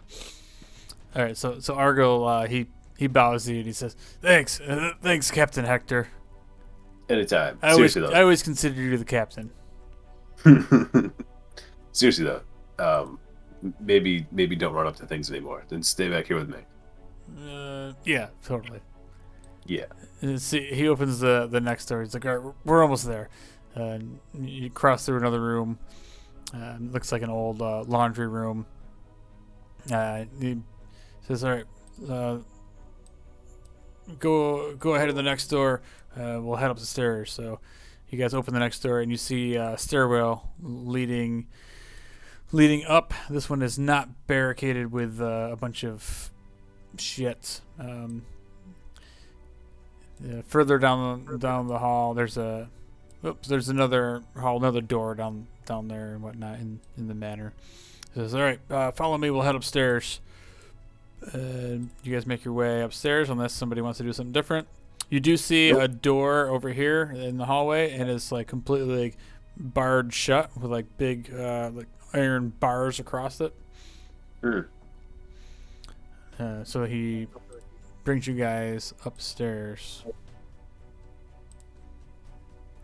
Take me to your room, Margot. We'll just go up to the second floor, which I didn't bother blacking out or anything like that. Oh, meta mapping. So you guys make your way around to the up top. You come up the stairs. He brings you around to the left side of the manor. Where'd my Ariel token go? Argo, where are you? Yeah, I was just copying it from the previous page. Oh, We're on the bottom there it floor is. still, right? Yeah, we still see the bottom floor. Okay. Oh, I didn't move your thing? No, that's why I was kind of Oh, like, my bad, sorry. I'm like, I see the bottom floor, and Argle's right there. I moved myself and not you guys. It's not hidden. No, so I didn't black out because you guys went the more diplomatic route rather than just storming this mansion. So he brings you around the left side of the mansion, and in a lot of these rooms up here, like the first room that you go in, as you go up in there, there's a couple of crewmates that are sitting at the table. You know, they're playing cards, sitting by the fire, and Argo's like, it's okay, they're with me. He leads you guys down through. Hey, there's some dead people down there. Through some rooms, and as you walk through this room, you guys notice again, this room looks like a little girl's room. And then you notice the painting on the wall, and this is one that you notice that's kind of uncovered. This is the painting of Lady Joyce, or when she still has both of her eyes. I don't know if you remember what she looked like or not, but Just from the wanted poster. Does everyone see the painting? this one everybody sees the painting as you guys are walking through here. At this point, you see the room with her painting and like a painting of the family again. And then as Argo brings you, he knocks on the door. The door opens, and you see Lady Joyce walking back to the bed and sitting on the bed. And that's where we'll end it tonight. Aww. Who's she on the bed with? It's just her in the room by herself. And Is she now fully clothed? she's fully clothed. In the room, you see that I had asked for Yuri. as you walked in, she's sitting on this bed, and this room looks clean. It doesn't have all the spider webs, and it looks like a different motif than the other room. Like you can kind of tell that the room that was hers was a little bit different. It had some daggers in there and a little bit more tomboyish. And then you're in this room that's a little more girly, and you see on the wall a picture of her sister, supposedly. And then, like I said, we'll leave it at that because it's one. Nice. It's a good ending. Good time to end too.